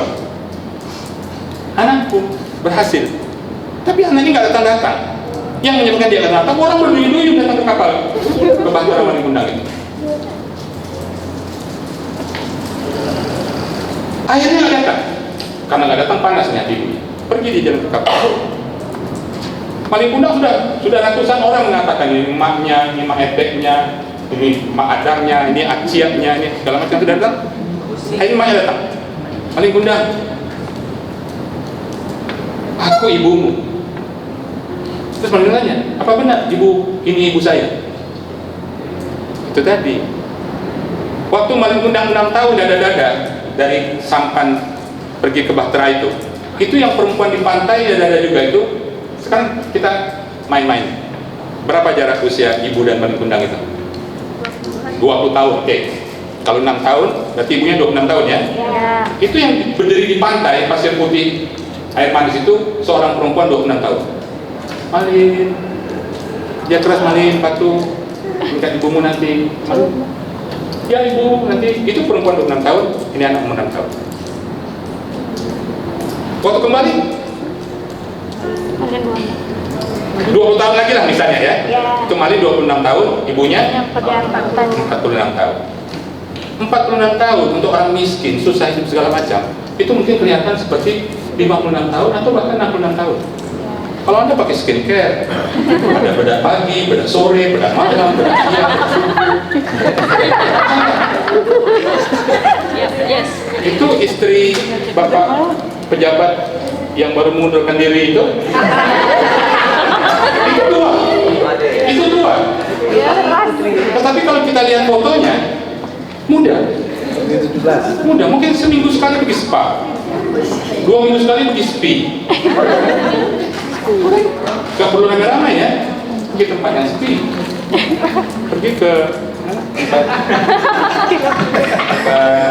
Raffi Ahmad itu Sarawak. Waktu sampai sana lihat harganya, harga Sarawak. Masukkan di dalam sosmed. Kan memalukan kita ke sana tapi motornya bayarnya mahal. Kita nggak pantas ke sana. Orang tahu bahwa yang menulis status itu orang yang nggak pantas. Tetapi pertanyaan Malin Kundang, apakah benar kamu ibuku? Itu pertanyaan standar. Tapi ini punya keras kepala. Dia merasa terhina, dia merasa apa dan segala macam. baru mau ditentang. Kalau dia terima baik-baik, bukan ibunya yang keras hati. Paling Kundang, ingat nggak kita waktu berlari-lari di panjang pantai ini memungut Umang-umang. umang-umang ngapain? Ini kalau mau makan umang-umang ada lagi. Kalau Kundang nggak makan umang-umang. Anda suka memotong, kan nggak tahu apa dalam kepala saya. Ingat nggak waktu kita mencari kayu kering untuk kita jual kembali, dan tiba-tiba kita melihat musang mendekati kita, dan kau yang dimakannya. Kalau itu dikatakan ibunya kepada Malin, kan? Tidak ada orang yang tahu tentang itu, hanya kita berdua. Engkau ibu. Nggak terjadi pendurakan itu. Tetapi takdir sudah menetapkan dari awal bahwa akan terjadi pendurakan itu. Nah, ini soal imajinasi. Cerita Malin Kundang nggak tahu ya seperti apa. Yang tahu dalam kepala saya seperti itu. Ada banyak cerita Malin Kundang. Anapis juga bikin Malin Kundang. Ismet Fanani bikin Malin Kundang. Banyak pengarang Senadi juga bikin Malin Kundang. Saripudin Arifin juga bikin puisi Malin Kundang. Banyak. Itu imajinasi. Pengarang juga harus intelek. Bukan berpendidikan maksud saya. Orang menjajah S3 seperti saya belum tentu intelektual. Hamka yang sekolahnya secara formal agak tinggi, itu intelektualitasnya tinggi. Mukhtar Lubis misalnya, luar biasa. Sekolahnya nggak tinggi-tinggi terus secara formal, tapi punya intelektualitas. Tenggelamnya kapal Pandurit itu tokoh perempuannya Hayati. Saya udah puluhan kali atau sekali baca novel itu, tapi beberapa puluh tahun saja baru tahu bahwa nama Hayati itu betul dipersiapkan oleh Hamka agar orang bangsanya, bangsa Minang ini menghayati tentang hakikat orang Minang itu dari Hayati. Jadi Hayati. Dari mana saya tahu? Dari anak. Ada catatan yang ditinggalkan. Hamka itu bandel, masih kecil bandel. Bapaknya itu jalanan. Nah, autor itu kalau ingin menghasilkan fiction,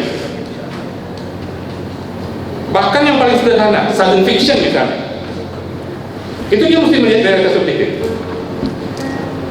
Apa yang dia lihat? Norma, ideologi, tata nilai, konvensi budaya, konvensi sastra, dan konvensi bahasa. Itu yang mesti dilihat dulu. Jadi kalau ingin cari latar cerita, tokoh cerita, yang dilihatnya mesti norma apa yang mesti ada dalam novel saya, ideologi apa yang mesti saya perjuangkan, tata nilai apa yang mesti saya hujat, dan tata nilai apa yang mesti saya junjung. Jadi ada norma, ideologi, tata nilai, konvensi budaya, konvensi sastra, dan konvensi bahasa. Itu unsur di luar. Kitanya sendiri sebagai autor itu unsur luar juga, tapi autor itu unsur utamanya. Kalau nggak ada pengarang, nggak ada karya sastra. Tapi karya sastra kan nggak belum dari langit. Baru masuk karya sastra, dan karya sastra itu realitas imajinatif. Ada Siti Nurbaya dan Datuk Maringgi itu hanya ada di dalam novel Siti Nurbaya. Yang nasibnya mati diracun, suaminya yang memerintahkan tukang jual mal meracun istrinya, itu hanya ada di dalam novel Siti Nurbaya. Di Padang ini banyak nama Siti Nurbaya, menteri ada nama Siti Nurbaya, tapi nasibnya tidak sama seperti di dalam novel itu. Siapa yang meracun Siti Nurbaya? Urang Daret. Urang Daret di sana bukan orang dari dalam kemudian kita, orang 50 kota, orang Tanah Datar, orang Agam, Luhak nanti juga bukan. Urang Daret untuk pantai pesisir ini itu Alang Lawe. Waktu bikin film rumahnya mana tuh? Rumah Temari gitu. Kan diganti kan? Nah, diganti. Itu orang Daret, jual rumah, bukan dari sana. Dulu orang marah-marah, tapi sudah ada yang menjelaskan, kritikus yang menjelaskan apa makna orang Daret di dalam novel Siti Nurbaya. Terus Siapa sebenarnya tokoh utama dalam novel Siti Nurbaya? Siti Nurbaya, karena namanya, judulnya Siti Nurbaya. Enggak bisa begitu, karena kalau tokoh utama mati Siti Nurbaya, ternyata cerita masih jalan. Tapi begitu mati Datuk Maringgi, mati Syamsul Bahri, cerita habis. Jadi meskipun judulnya Siti Nurbaya, dia bukan apa-apa, dia hanya alat untuk Marsudi mengedepankan tata nilai, ideologi, norma dari pesan yang ada pada diri Datuk Maringgi dan Syamsul Bahri. Itu kan jatuh cintanya Siti Nurbaya ke Syamsul Bahri itu luar biasa, luar biasa. Tapi Siti Nurbaya terpaksa menerima Datuk Maringgi kan. Kalau sudah baca novel itu semua kan? Anda semua sudah baca kan? Betul-betul baca karyanya kan? Enggak dengan diri itu orang lain kan? Yes. Saya berharap sudah dibaca. Kalau sudah dibaca, Anda senang dengan cerita akhir ceritanya? Tidak. Kenapa tidak? Kalau mau jadi fans, Anda fans siapa? Fans Datuk Maringgi atau fans Syamsul Bahri? Syamsul Bahri. Ini saya beritahu, Syamsul Bahri itu cemen. Baru dapat lawan seperti Datuk Maringgi, udah nangis merengek-rengek. Sudah masuk mau jadi tentara, kenil. Dan zaman itu dua kelompok orang yang sebenarnya ingin mati, tapi nggak berani bunuh diri. Itu bekerja sebagai tentara, satu sebagai perawat, satu orang patah hati. Itu pekerjaan yang dipilih. Kalau dia jadi tentara kan dia nggak bunuh diri, orang nembak dia kan, orang bunuh dia. Kalau jadi perawat, melayani semua orang, mencintai semua orang karena patah hati dengan seseorang. Itu zaman itu. Dalam satu episode, pulang Syamsul Bahri itu dari Batavia untuk menemui Siti Nurbaya yang sudah dijodohkan dengan Datuk Maringgi. Itu mantu di belakang rumah nongkrong-nongkrong jendela Siti Nurbaya. Waktu di tempat Siti Nurbaya bukan, itu Siti Bahri. Lompat di jendela. Untung Syamsul Bahri, kalau kocek gak ada enggak. Itu Syamsul Bahri sama Siti Nurbaya gak benar. Gak benar. Saya idola saya Datuk Maringgi. Pengusaha ngapain nundukkan hati Siti Nurbaya? Tundukkan bapaknya, tundukkan emaknya, bikin dia punya hutang, tergantung pada saya. Saya menang dalam percintaan itu. Anda mau mencintai seseorang fisiknya atau hatinya? Saya suruh pilih, mencintai hatinya atau fisiknya. Kalau dua-duanya nggak boleh ya Pak? Kalau Anda mau dua silahkan, tapi kan saya suruh pilih ini. Fisiknya ya. Berkurung 24 jam dalam kamar dengan dua, hatinya untuk orang lain. Tiap sebentar Anda pegang tangannya, dia menyebut nama lain, Nurbaya. Senang Anda? Anda. Jadi mau hatinya atau mau jadi fisiknya?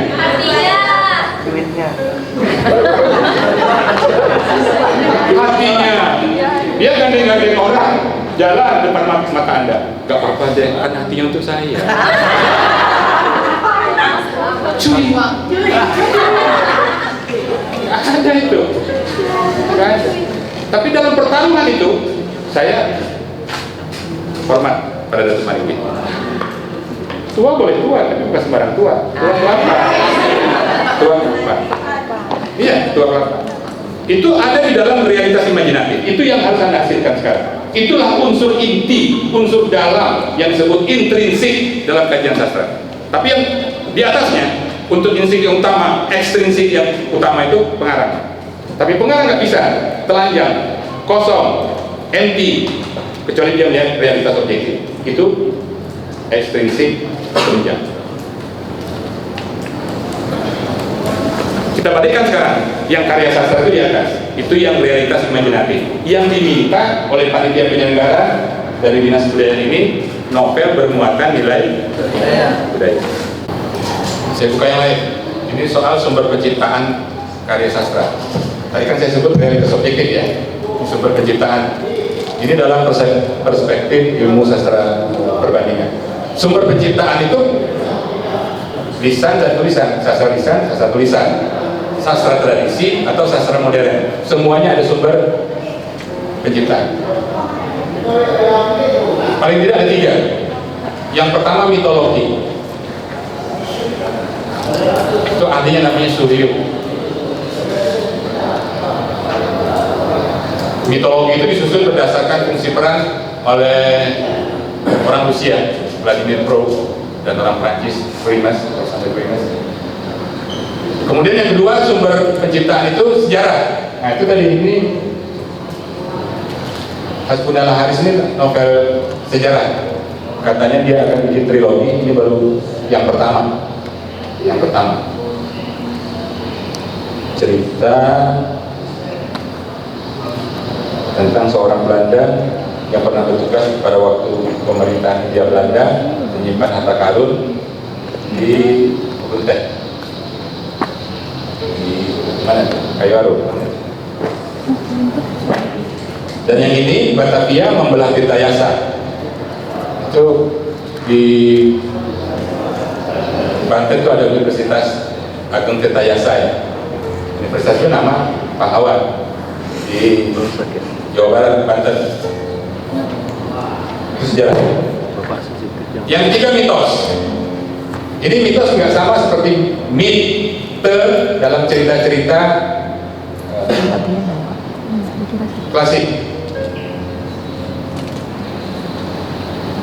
Tapi mitos itu, saya ingin mengiring Anda semuanya pada pandangan seorang ahli sastra, Roland Barthes, yang dia maksudkan dengan mitos itu wacana, keyakinan masyarakat, cerita dalam ajaran agama yang hasilnya melalui kreativitas pengarang tadi, mulai dari sensitivitas semuanya itu bisa menjadi kontra mitos dari mitos yang ada sebelumnya, atau bisa jadi mitos yang mengukuhkan mitos yang ada sebelumnya. Sumber penciptaan terproyeksi pada ide politik, hegemoni itu untuk mitos. Hegemoni.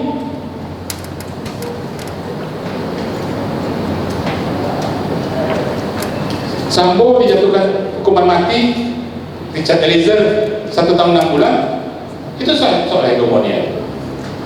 Siapa yang berkuasa aja. Dulu waktu Sambo berkuasa aja, hegemoni. Bisa ditentukan. Mau malam itu berwarna cerah atau tetap gelap, hegemoni, saya jalan. Orang yang dipikirkan, ya itu. Jadi itu bisa tadi yang 3 itu tadi ya. Nah ini soal sejarah, kan sudah ada 2 novel sejarah. Saya pikir nanti mungkin mentor akan membimbing ke arah itu. Sejarah itu menggunakan fakta sejarah sebagai latar cerita. Ini 2 novel yang diciptakan oleh pengarang dari Sunda. Ini pengarang terkenal juga. Ini yang dari Sumatera Barat, menggunakan fakta sejarah sebagai latar cerita. Kedua-duanya polanya sama, pakai catatan kaki. Saya beritahu ahli sastra dimanapun di muka bumi ini yang modern mengatakan kalau novel masih bikin catatan kaki, is not novel. Gak pernah ada pemenang Nobel sastra yang novelnya pakai catatan kaki. Gak ada.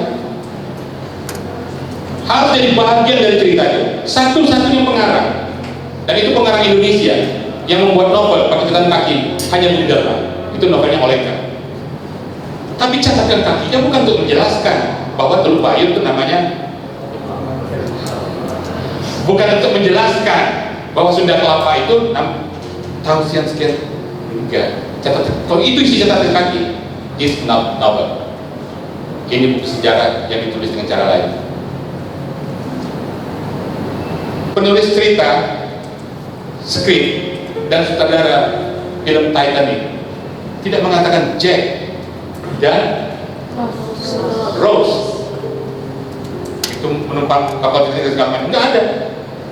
Enggak pernah bercerita dia ada di manifest atau tidak, tapi dia ada di kapal Titanic itu, dan seluruh penonton dan seluruh pembaca nggak bisa mengatakan bahwa mereka bukan penumpang Titanic.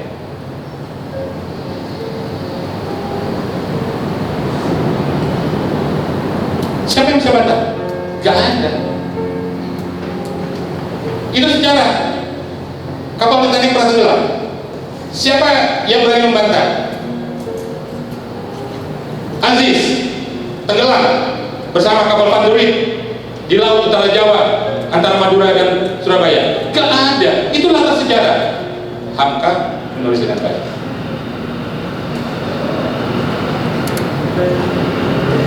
Ini bukan bertengkar sesama sastrawan ya, bertengkar dengan ahli sastra. It's not novel. Maybe on this story. Or story telling. Mungkin sampai di sana. Kalau menggunakan fakta sejarah sebagai latar cerita. Kedua, menggunakan fakta sejarah dan mengukuhkannya kembali sebagaimana fakta yang sudah diterima masyarakat. Imam Bonjol itu pahlawan, sudah keluar SK-nya dari presiden. Tapi Wisran Hadi itu menulis Imam Bonjol, dan sebelum layar ditutup, tokoh Imam Bonjol mengatakan, akulah lelaki yang paling gagal di Katulistiwa. Itu Wisran Hadi, dan menyebabkan buminya gak bisa berangkat ke Jakarta untuk mentas di Istiqlal. Pas jalan darat itu pun dikepung-kepung orang kan, bisa juga.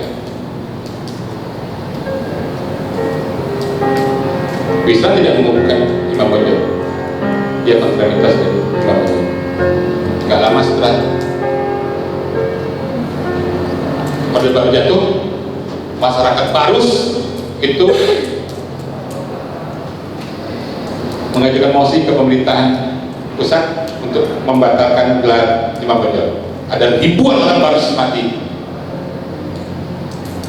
terbunuh oleh tentara Padang. Ada yang sudah baca buku Jeffrey Hadler, Sengketa Tiada Putus? Seorang sejarawan dari Amerika, pernah tinggal di sini, pernah tinggal di Provinsi Minang di Jakarta. Mesti cari buku itu. Imam Bonjol ditangkap Belanda bukan karena dia menyerah kepada Belanda, tapi karena dia frustasi menghadapi suku bangsanya sendiri.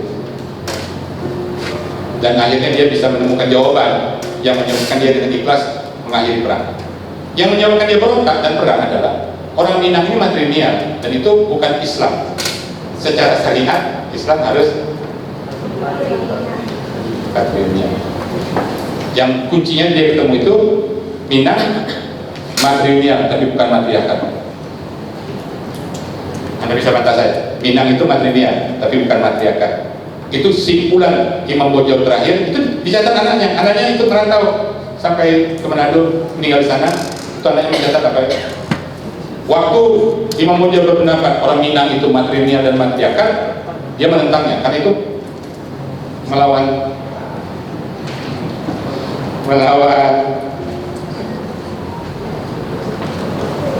betul, melawan kita Tuhan.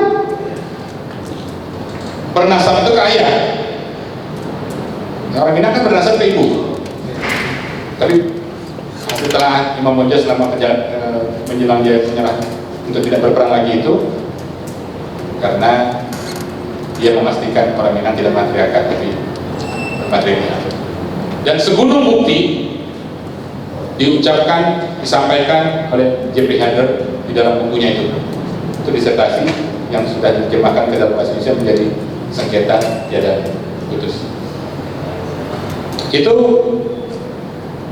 kontra mitos Wisran Hadi di dalam naskah dramanya. Tapi hampir sebagian besar karya-karya Wisran Hadi semuanya kontra mitos. Pernah di Johor mementaskan Senandung Semenanjung, itu dihentikan oleh para penguasa Johor itu karena yang pahlawan di dalam Senandung Semenanjung Wisran itu Ang Jebat. Dulu sebelum itu sudah ada pengarang Malaysia, Usman Awang namanya. Itu matinya seorang bira, judulnya matinya seorang pahlawan. Itu membela Jebat juga, tapi tidak sejelas Wisran Hadi. Itu orang protes minta pertunjukan dihentikan, tapi pertunjukan tetap jalan di Johor. Waktu itu ada pertemuan selatan-selatan dan utara-utara. Utara-utara itu Medan dan Penang. Kalau yang selatan-selatan itu Riau dan Johor. Ya, Sumatera Barat waktu itu dimasukkan ke Riau. Jadi kalau ada pertemuan Riau dengan Johor, Sumatera Barat pasti ikut. Ini saya tutup lagi.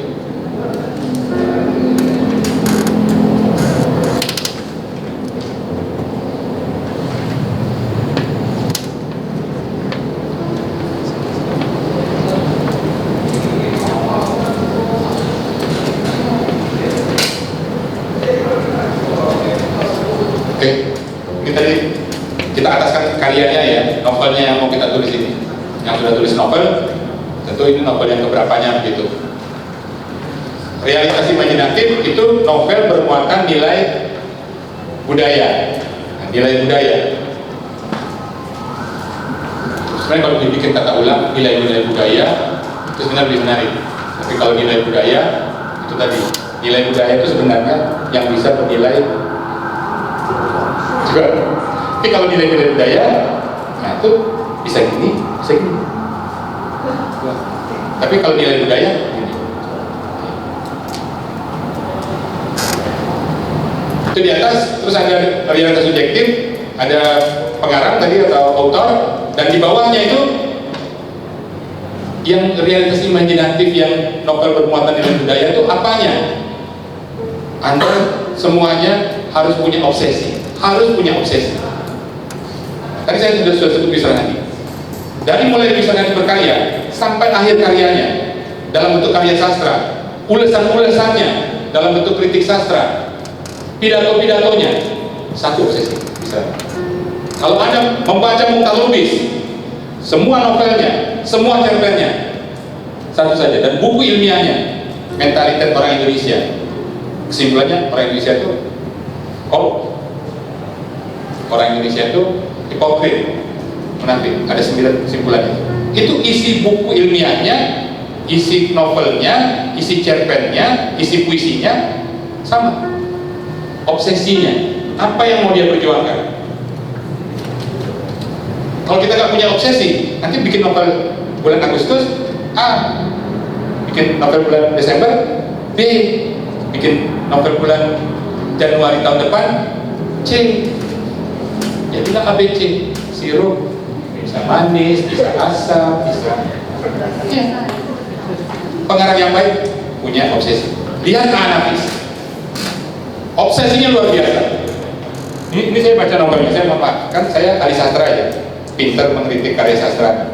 Tapi kalau disuruh bikin novel, belum tentu pintar, belum tentu bagus novelnya. Tapi dialog-dialog Anafis itu, misalnya pada datangnya dan perginya yang kemudian menjadi novel Kemarau, bicara tentang dua anak dengan istrinya. Apa katamu? Menceraikan anak kita, engkau lelaki, tak tahu bagaimana hati perempuan. Takkan kupisahkan anakku dengan suaminya. Tapi itu anak kita, itu darah daging kita, itu haram hukumnya. Kau harus memisahkannya. Tidak. Sejauh mereka tidak tahu, mereka tidak pernah berdosa. Tapi engkau tahu, kau wajib memberikan yang tahu. Dosaku adalah dosaku dan takkan pernah kulimpahkan pada yang lain. Nah, seperti kau, itu dialog luar biasa. Tapi kalau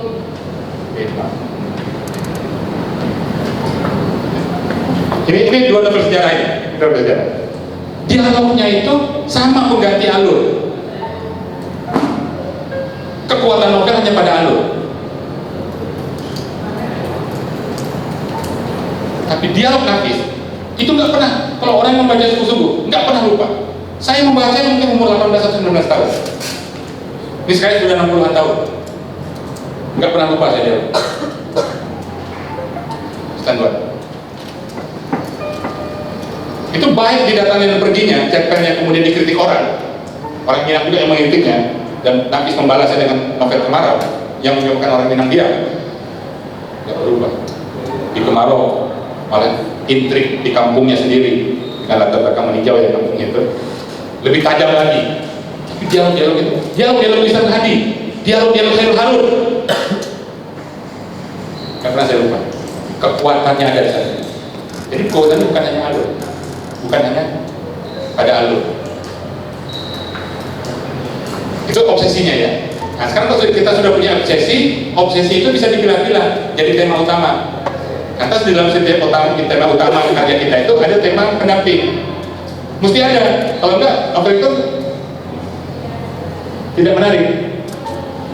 Tidak menarik untuk membaca. Kan saya pembaca novel. Saya mengatakan novel itu menarik karena cuma ada tema utama, nggak ada tema sampingan. Kalau kita ngobrol sama orang, dia jatuh cinta pada Anda, hanya ingin mengatakan begitu tertariknya dia dengan dia cinta, nggak ada omongan yang lain, itu omong memuakkan. Ya kan? Ya. Bahkan kadang-kadang dia harus tidak ngomong, tapi menunjukkan dengan cara yang lain, tindakannya. Itu tema sampingan. Jadi meskipun ada tema besar tentang nilai budaya, harus ada tema-tema kecil. Berapa novel yang saya bawa? Ini tema kecil enggak ada. Ini ada novel Ihsan Sani. Ini orang sakit jiwa yang menulis novel. Ikut saya pada penulis novel yang saya lakukan dengan Pak Iskan Panani, yang namanya Lomba Aksara. Orang sakit jiwa ini jangan ODJ. ODJ. Dia bipolar. Kadang-kadang dia nggak tahu waktu siang dia jadi siapa, malam jadi siapa, segala macam. Dan kuliahnya di UGM. Alhamdulillah dia lulus. Ini cerita tentang itu. Dia tidak menceritakan dirinya, tapi dia cerita tentang itu.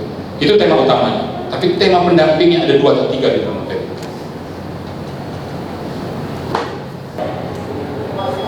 Yang kedua, ini teori simulakra Jean.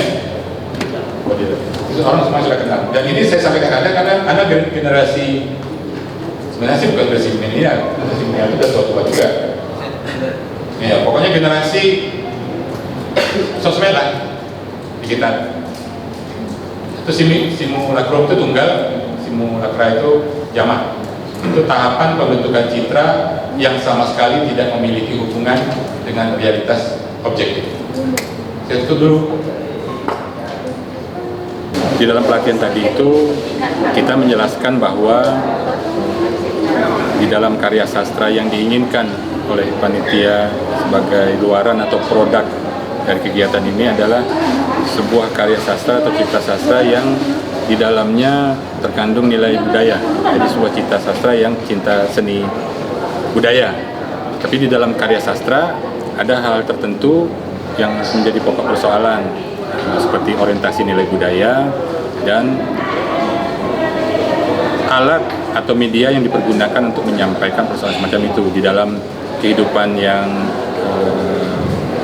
digital ini dan komunikasi dalam sosmed. Bagian-bagian semacam itu mesti diamati dengan sungguh-sungguh oleh para calon sastrawan, karena jika tidak, sebagaimana yang dikatakan J.B. Lombard adalah hal-hal yang berkaitan dengan simulakrum, simulakra, dan hal-hal yang hiperrealitas bisa tumpang tindih di dalam karya sastra. Dan karya sastra yang semacam itu tentulah karya sastra yang tidak terlalu baik dan bukan yang diharapkan oleh panitia penyelenggara. Saya kira itu tadi yang saya sampaikan. Karya sastra itu isinya manusia, persoalan-persoalan manusia dan kemanusiaan.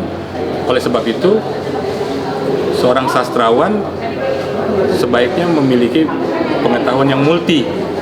Semua hal yang berkaitan dengan manusia dan kemanusiaan harus menjadi hal yang dipelajari dan tekuni oleh para sastrawan.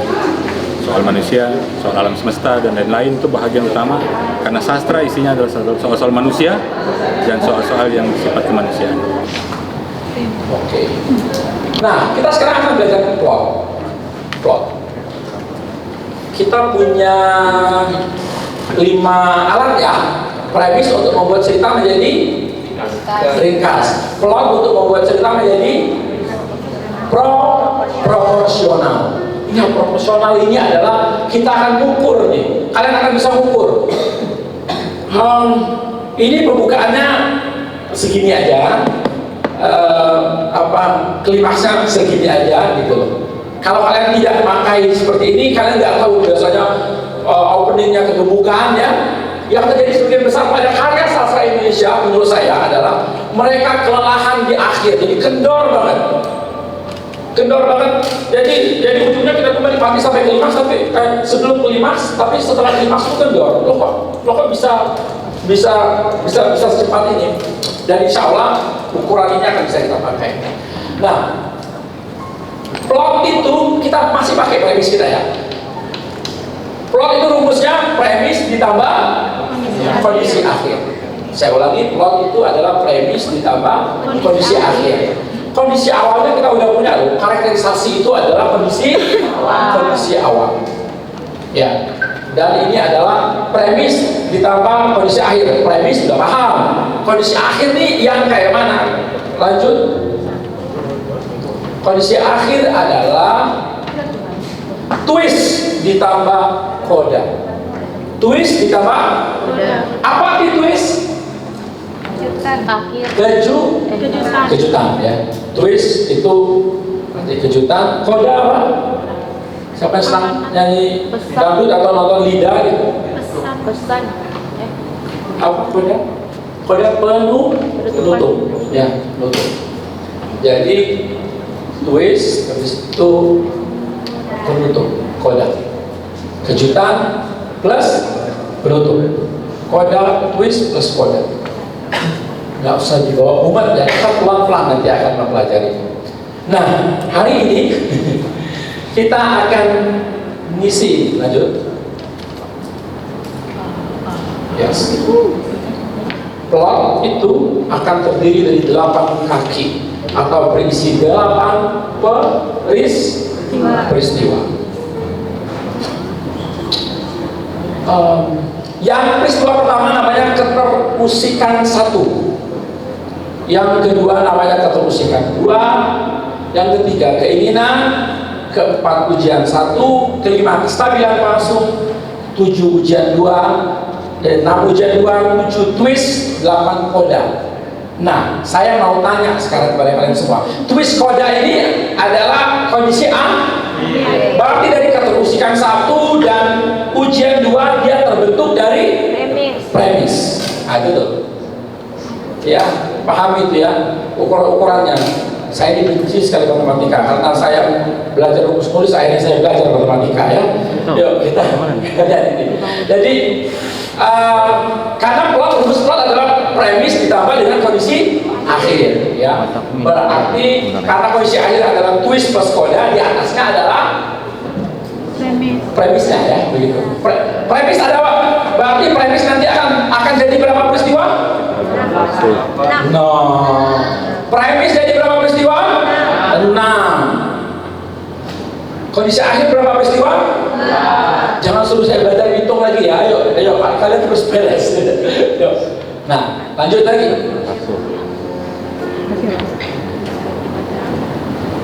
Oke.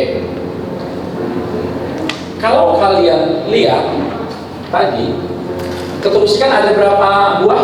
2. Ada 2. Ketermusikan 1 dan ketermusikan 2. Saya akan ngajarin prinsip ini. Prinsip ini akan menjadi ukuran yang bukan hanya saya yang bisa mengukur, kalian sendiri akan mengukur. Kenapa ada 2 kali ketermusikan? Ketermusikan, saya mau sampaikan di sini, tidak ada cara terbaik untuk mempertahankan pembaca selain membuat karakter Anda terusik sejak menit pertama. Ya, kalau karakter Anda terusik, otomatis pembaca terusik. Memang harus terusik. Kalau kita membaca sesuatu yang tidak musik ya ngapain ya, gitu. Lebih baik baca puisi misalnya. Salah, maaf ya Ali penyair, Arif juga sama Rafli penyair juga. Ya, jadi ketermusikan itu perlu bahkan ditaruh 2 kali supaya itu sebagai tujuannya untuk terus membuat karakter kita, membuat pembaca kita bertahan di sana karena terusik kepalanya. Lanjut.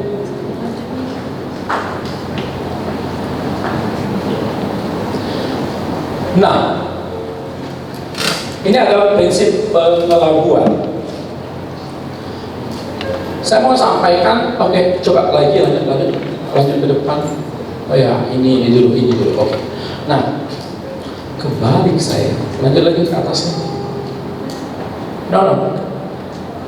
Iya, betul. Keterusikan 1 dan keterusikan 2 itu, dan ujian 1 dan ujian 2 itu dibuat.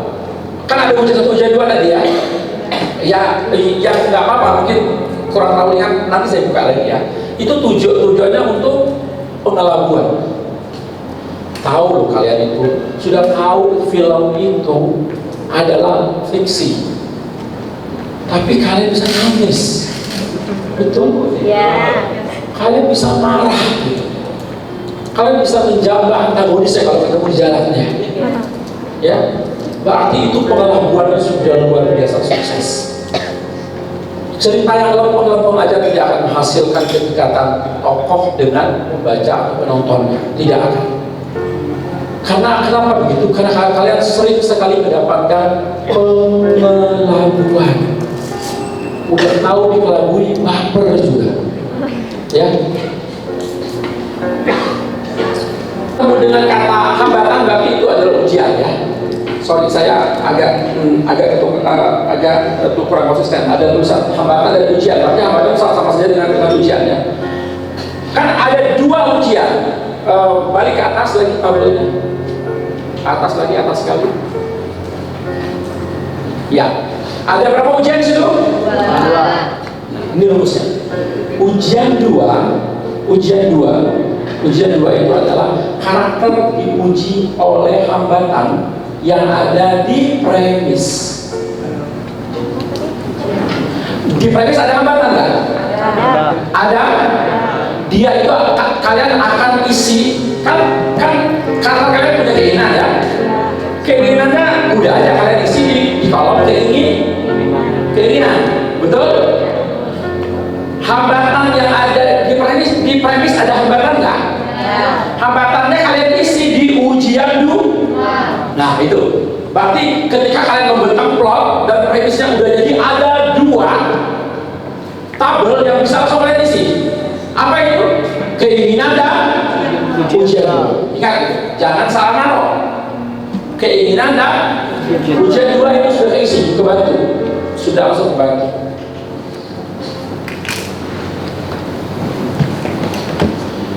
Oke, tolong perhatikan benar-benar, ya. Jadi kalian udah rumus, artinya ketika karakter kalian ketemu dengan ujian atau hambatan, ya, yang dilakukan yaitu dia bagaimana mengatasi ujian atau hambatan itu, betul? Ujian atau hambatan ketemu apa? Ketemu cara, betul? Ketemu cara. Artinya cara kalian itu akan hadir di ujian 2 atau ujian 1? Ujian 1. Tunjuk tangan deh. Tunjuk tangan deh, jangan belajar rame. Ayo kita. Ujian 1. Siapa yang jawab ujian 2? Enggak ada. Sekarang saya nanya, hambatan di premis itu ketemu sama cara.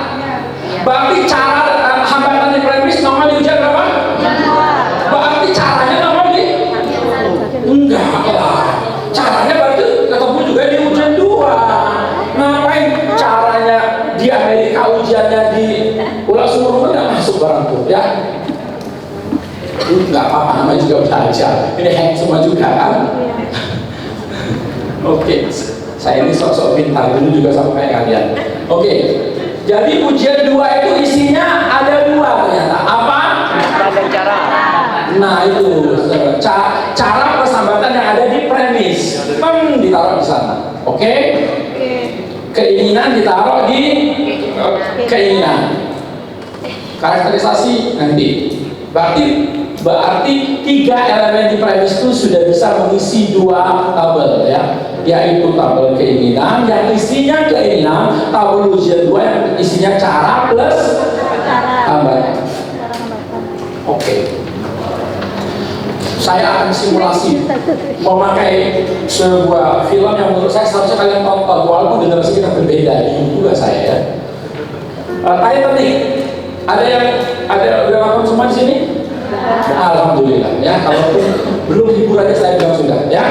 Baik, Titanic lanjutnya. Kita akan pakai simulasi. Oke. Nggak atas dulu. Ini lihat. Ujian 1 itu, ujian 2 itu keinginan ketemu hambatannya yang tertera di premis. Makanya ini saya lewatin karena harusnya cara. Lanjut. Nanti saya share apa materi yang sudah direvisi. Oke, kita lihat sekarang. Keterusikan 1. Lanjut lagi. Saya butuh tabel penuh. Yes. Wait. Nah, lagi naik. Nah, lagi. Nah, sampai penuh kodenya. Nah, pas ya. Nonton Titanic, saya nonton Titanic, saya dapat. Ini setelah membedah Titanic. Premisnya Rose 17 tahun, bangsawan yang tidak percaya tunangannya baru saja diselamatkan oleh Jack. Oke. Seniman kere dari aksi bunuh dirinya dari buritan Titanic, kapal mewah yang mereka tumpangi, sangat ingin menjalin hubungan serius dengan Jack dengan cara mengikuti kegilaan Jack di kapal. Tapi menemukan hambatan, Kapten Titanic mengabaikan keberadaan gunung es di jalur yang mereka lewati. Itu premisnya, oke? Itu premisnya. Keterusikan 1-nya, keterusikan 1, Anda akan ketemu adegan. Film belum terlalu lama mulai. Rose hendak bunuh diri dari buritan kapal. Itu udah ngeganggu penonton, ngeganggu Rose juga sih. Dan dia disegah oleh Jack. Ingat, keterusikan 1 pasti bisa ditanggulangi. Orang cemas dulu nih, ini bisa nggak sih dibereskan? Pasti bisa dibereskan ya. Keterusikan 2, Rose yang bangsawati berbagi kisah soal keputusasaan dan penderitaannya kepada Jack, seniman dari kasta jelata. Keterusikan 2 itu Anda bayangin, ada bangsawati orang kaya banget dari kerajaan, ngobrol santai aja dia dengan orang yang kasta bawah. Itu sudah tidak pas. Itu harus menerbitkan kegelisahan dan keterusikan. Itu keterusikan 2. Nah, setelah keterusikan 2, Anda akan ketemu keinginan Rose mau diajarkan Jack untuk kabur dari jamuan makan malam kelas utama. Tapi bahkan kan keinginannya menjalin hubungan serius dengan Jack. Ingat, keinginan harus Anda isi dengan peristiwa di situ, bukan dengan narasi menjalin hubungan serius. Menjalin hubungan serius itu buat peristiwa apa? Paham? Peristiwa yang menunjukin Rose ingin menjalin hubungan serius. Ternyata Rose itu memenuhi ajakan Jack untuk kabur dari jamuan makan malam. Nah, itu nunjukin dia ingin menjalin hubungan serius seperti itu. Nah, problemnya Anda tidak bisa sekonyong-konyong misi keinginan ini apabila keterusikan 2 yaitu belum membuat karakter Anda tertekan untuk punya keinginan. Gini, Anda punya keterusikan 1 dan keterusikan 2. Tolong dalam keterusikan 2 Anda taruh ya adalah sebuah peristiwa di mana nanti akan memancing tokoh Anda punya keinginan. Nah, gitu, paham nggak? Kalau dia belum memancing tokoh Anda punya keinginan, bisa aja keterusikan 2 itu sebenarnya keterusikan 1 atau keterusikan 2 itu bukan itu. Ini dalam konteks membedah. Nanti kalian akan buat sendiri, ya. Dan dia tahu. Karena dia sudah dalam keadaan sudah putus asa nih, sudah hampir mati dan diselamatkan, dan ketemu dengan orang yang menyelamatkannya, yang supel banget. Jack itu supel dan membuat Rose tuh berbeda. Kenapa? Tunangan Rose yang tidak Rose cintai itu kaku banget orangnya. Baik, ketemu Jack yang supel, yang seru, waduh, kayak nemuin napas baru kehidupan. Terus dia cerita banyak hal bla bla bla lainnya. Oke, terbentuk nih keinginannya. Oke, Jack, I like you at the moment gitu. Ketika Jack bilang yuk kita kabur, wah serius barang gitu. Sudah muncul keinginannya untuk berikutnya, yaitu terus memenuhi ajakan Jack untuk kabur dari jamuan makan malam kelas utama. Ini dibaca bahwa Rose ingin menjalin hubungan serius dengan Jack, karena semua apa yang Rose lakukan kalau tidak sesuai itu akan dihukum oleh ibunya, akan dihukum juga oleh tunangannya. Hambatan satu ketemu, hambatan satu atau ujian satu ya, ada nggak di premis? Enggak, ayo dong, udah. Ujian satu atau hambatan satu ada nggak di premis? Terus gimana bang? Di Karang. Tolong ujian satu jangan lebih megah daripada ujian dua, paham? Karena ujian dua itu ada di premis sekali. Kalau kalian buat yang kalah megah, maka cerita kalian akan anti klimaks. Ya. Ujian satunya kalau satunya Kal, tunangan Rose tidak menyukai kedekatannya dengan Jack. Ujian satunya apakah bisa dilalui? Harus bisa dilalui. Walaupun ingat, walaupun ini mengelabui Anda, ini bisa nggak ya? Ini orangnya nggak setuju, tapi mereka berdua ini cocok kayaknya gitu. Tapi Kal ini tidak setuju. Ada scene nanti si tokoh utama menembak si cewek, terus cewek ini menerima kestabilan palsunya itu, jalan-jalan di taman, terus saling suapan, motoran gitu. Itu namanya kestabilan palsu. Stabil tapi sebenarnya palsu, paham nggak? Motoran, terus terus biasanya akan ada soundtracknya ya, lagu-lagu apalagi India, ampun bisa 3 jam nyanyi aja ya. Tong. Kalian tahu itu alamat sebentar lagi bencana besar akan datang ya. Ingat, tapi dia akan dibuat tuh tong sedemikian rupa, itu namanya kestabilan palsu. Sama kayak gitu, kestabilan palsu. Rose dan Jack melakukan kegilaan di dalam kapal, berdansa, bercinta, melukis dan bla bla bla lainnya. Oke, kalian lihat sini tuh sepertinya dunia itu di Titanic itu hanya milik mereka berdua.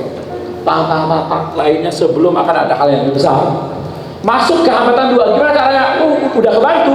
Hambatan 2 ada di premis. Kapten Titanic mengabaikan peringatan tentang keberadaan gunung es di jalur yang mereka lewati, sehingga kapal menabrak gunung es ketika Jack dan Rose sedang bersenang-senang di dek bawah.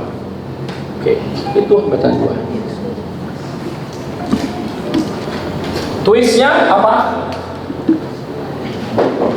Kalian akan ketemu dalam keadaan kapal yang berangkat mayat sudah mulai banyak penumpang yang meninggal dan beku dan segala macam, dan Jack berada di atas papan ya atau kayu, dan Rose ada di laut yang dingin. Itu begitu dulu. Dan twistnya adalah Jack memberikan itu untuk Rose. Kodanya Rose berpisah dengan Jack yang membeku di laut Atlantik yang dingin. Itu ceritanya ya. Saya sebenarnya kalau bahas koda, kita akan ketemu nomor 5 story by fire. Itu paling seru, tapi kita nggak sampai di sana, kita sampai di sini. Nah, pada titik ini, bangunan yang seperti ini, Titanic itu dia akan terbangun oleh bentuknya seperti ini. Itu kita ngomong Titanic. Kalian nanti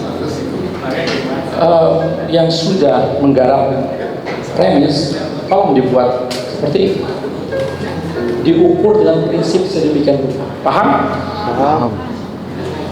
Lupakan dulu air akarnya ya. Pala kalian mau pecah lagi. Tugas sendiri belum selesai, mau ngurus air akar gitu ya. Apalagi untuk premis belum beres, mau sok-sok menggarap air akar gitu ya. Segala macam. Lanjut. Kayaknya udah, materi saya ini pendek banget, udah habis. Terus oke. Ini air akar udah ya, lewatin dulu ya. Oke, lanjut. Karena materi kita hari ini ada 2 sebelum besok kita. Oke, udah. Ke atas sampai ke sana aja. Oke, matiin di sini. Oke, good. Saya tahun lalu tuh kewalahan karena kami pada pertemuan ketiga masih menggarap wawancara Imaginer. Kalau bisa hari ini beres wawancara Imaginer, tapi akan banyak sekali tabel yang kalian isi. Nggak usah banyak melamun, silakan kerjakan, dibuat sekarang juga, dibuat persis kayak tabel ini. Kalau kalian ingin ada aplikasi Word di tempatnya, saya akan kirim borangnya, jadi tinggal isi nanti di tabelnya. Ya, oke, saya akan kirim borangnya ke Ragbi segera. Yang premisnya belum lulus, nggak bisa ngapa-ngapain kan? Saya tunggu sekarang, yuk.